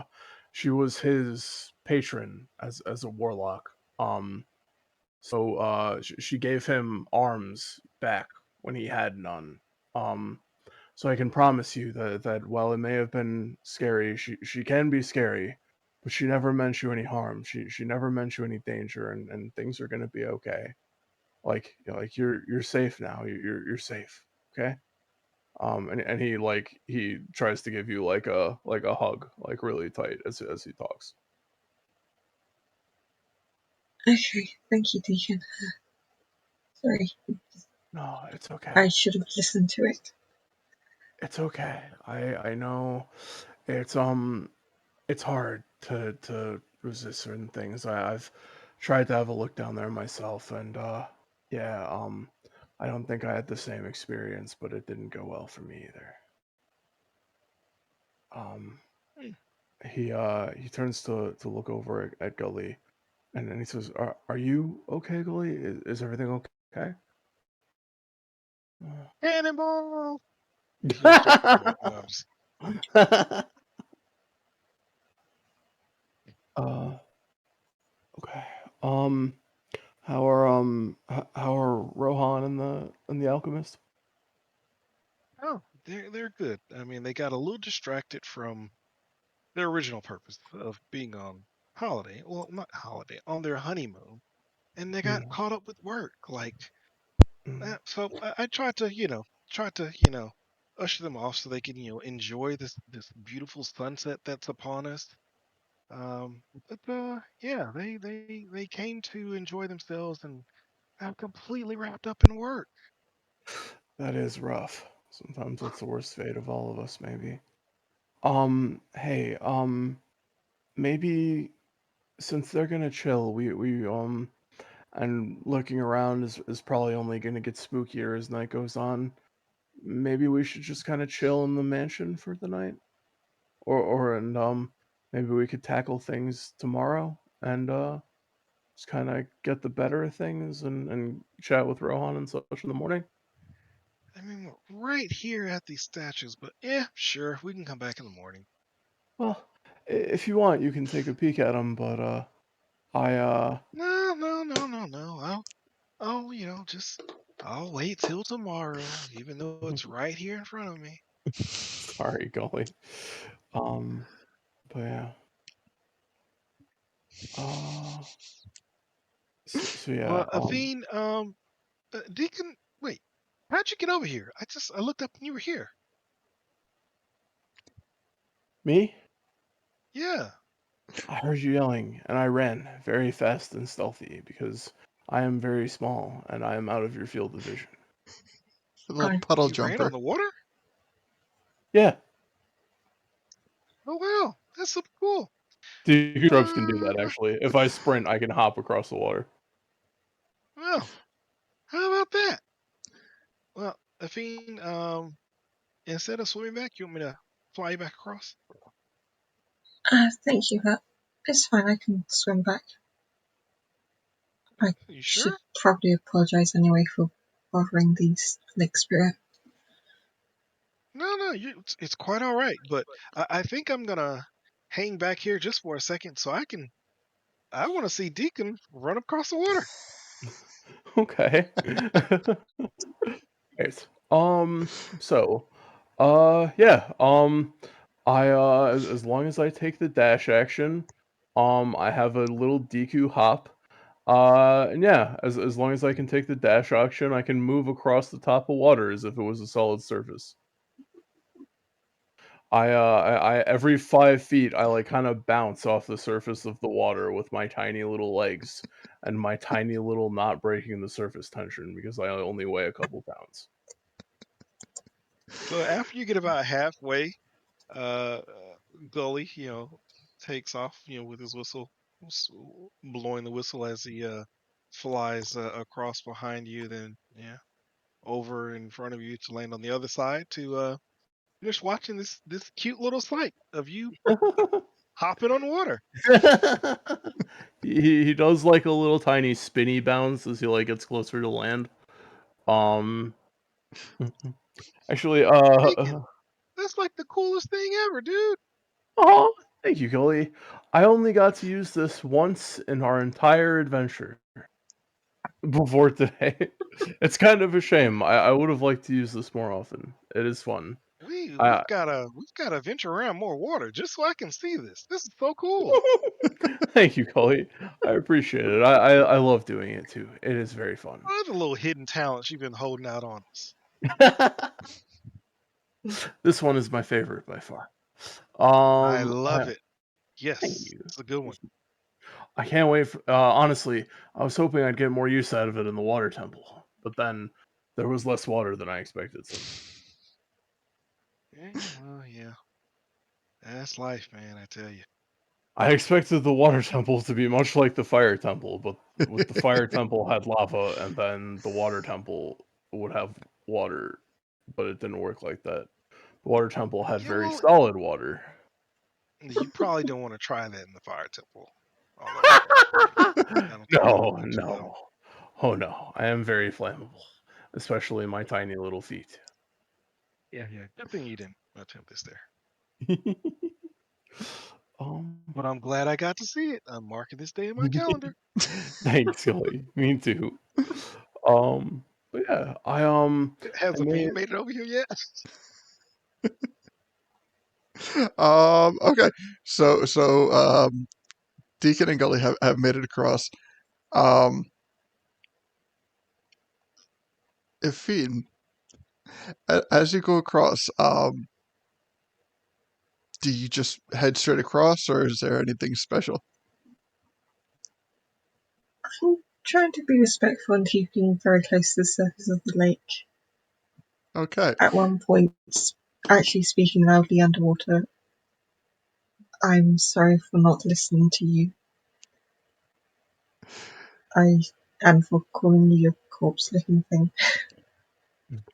You get no audible response, but you do get um you traverse the water without any incident or difficulty, and you do get um a calming sensation.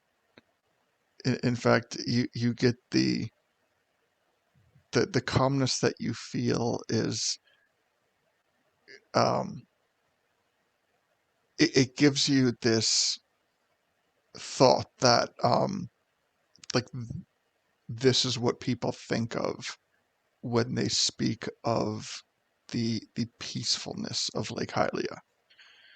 Um, Given everything that's happened at this later part of the day, um, that is something that can very quickly have kind of left anyone's thoughts.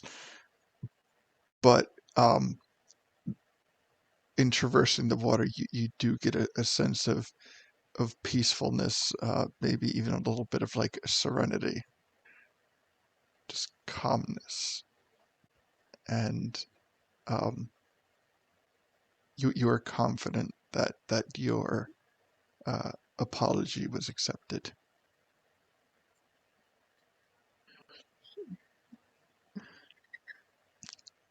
So you all go into the hut for the night. Yeah, if everyone's okay. Yep. And like I said, it just looks like Cetos again.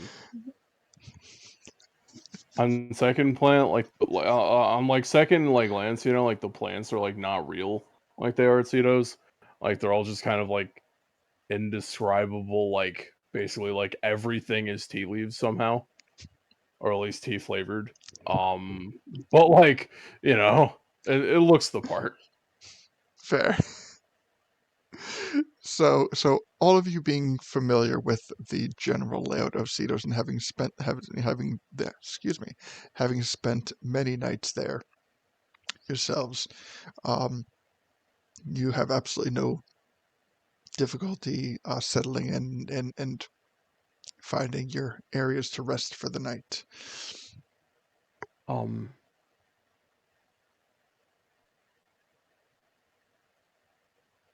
Yes.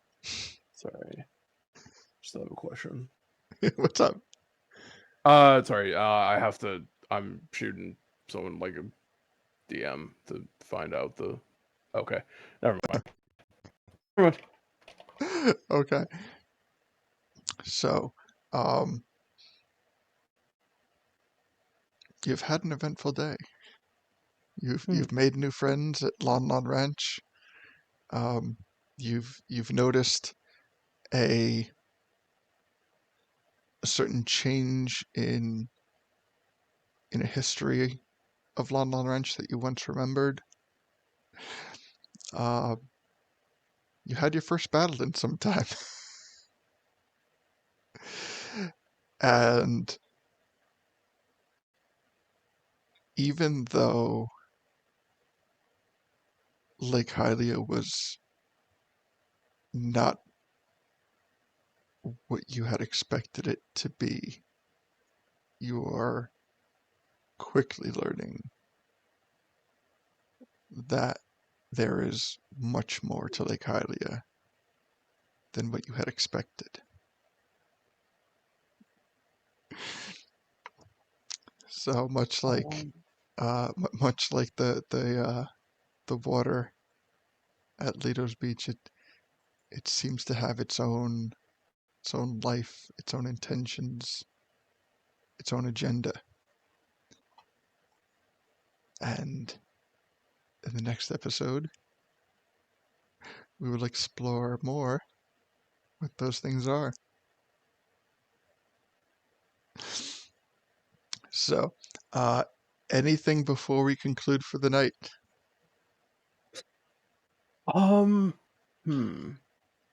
Yeah, I think so. So, just because, sorry, I was thinking, and I'd like to, sorry, sorry, I was trying to think of, how to put this. I'm gonna cast a spell on myself real quick. Mhm. It's called Mind Blank. I actually used to have this, a long time ago. Until the spell ends, one willing creature I touch is immune to psychic damage, any effect that would sense its emotions or read its thoughts, divination spells, and the charmed condition. Yeah, that's it. It lasts for 24 hours. I'm casting that on myself real quick. Okay. So yeah, just that I have that for tomorrow. So Okay. You got it. you never know what's gonna happen in a Shadow Temple. Or any weird timey-wimey business with what's about to happen tomorrow. So. Absolutely. So anything else that anybody else wants to prepare for before they take their long rest? I'm good. All right. All right. So thank you everyone for tuning in tonight. It has been a blast. And I'm greatly looking forward to talking about this next week during our chat session. So be sure to check out our link tree. Hit all those freaking awesome buttons on there. The subscribing to the YouTube, the joining our Discord, the joining of the Facebook group, doing it all. And with that, we will see everybody next week. All right. Oh wait, let me get my stuff right. There we go. Okay. Bye. Bye. Bye. Bye bye.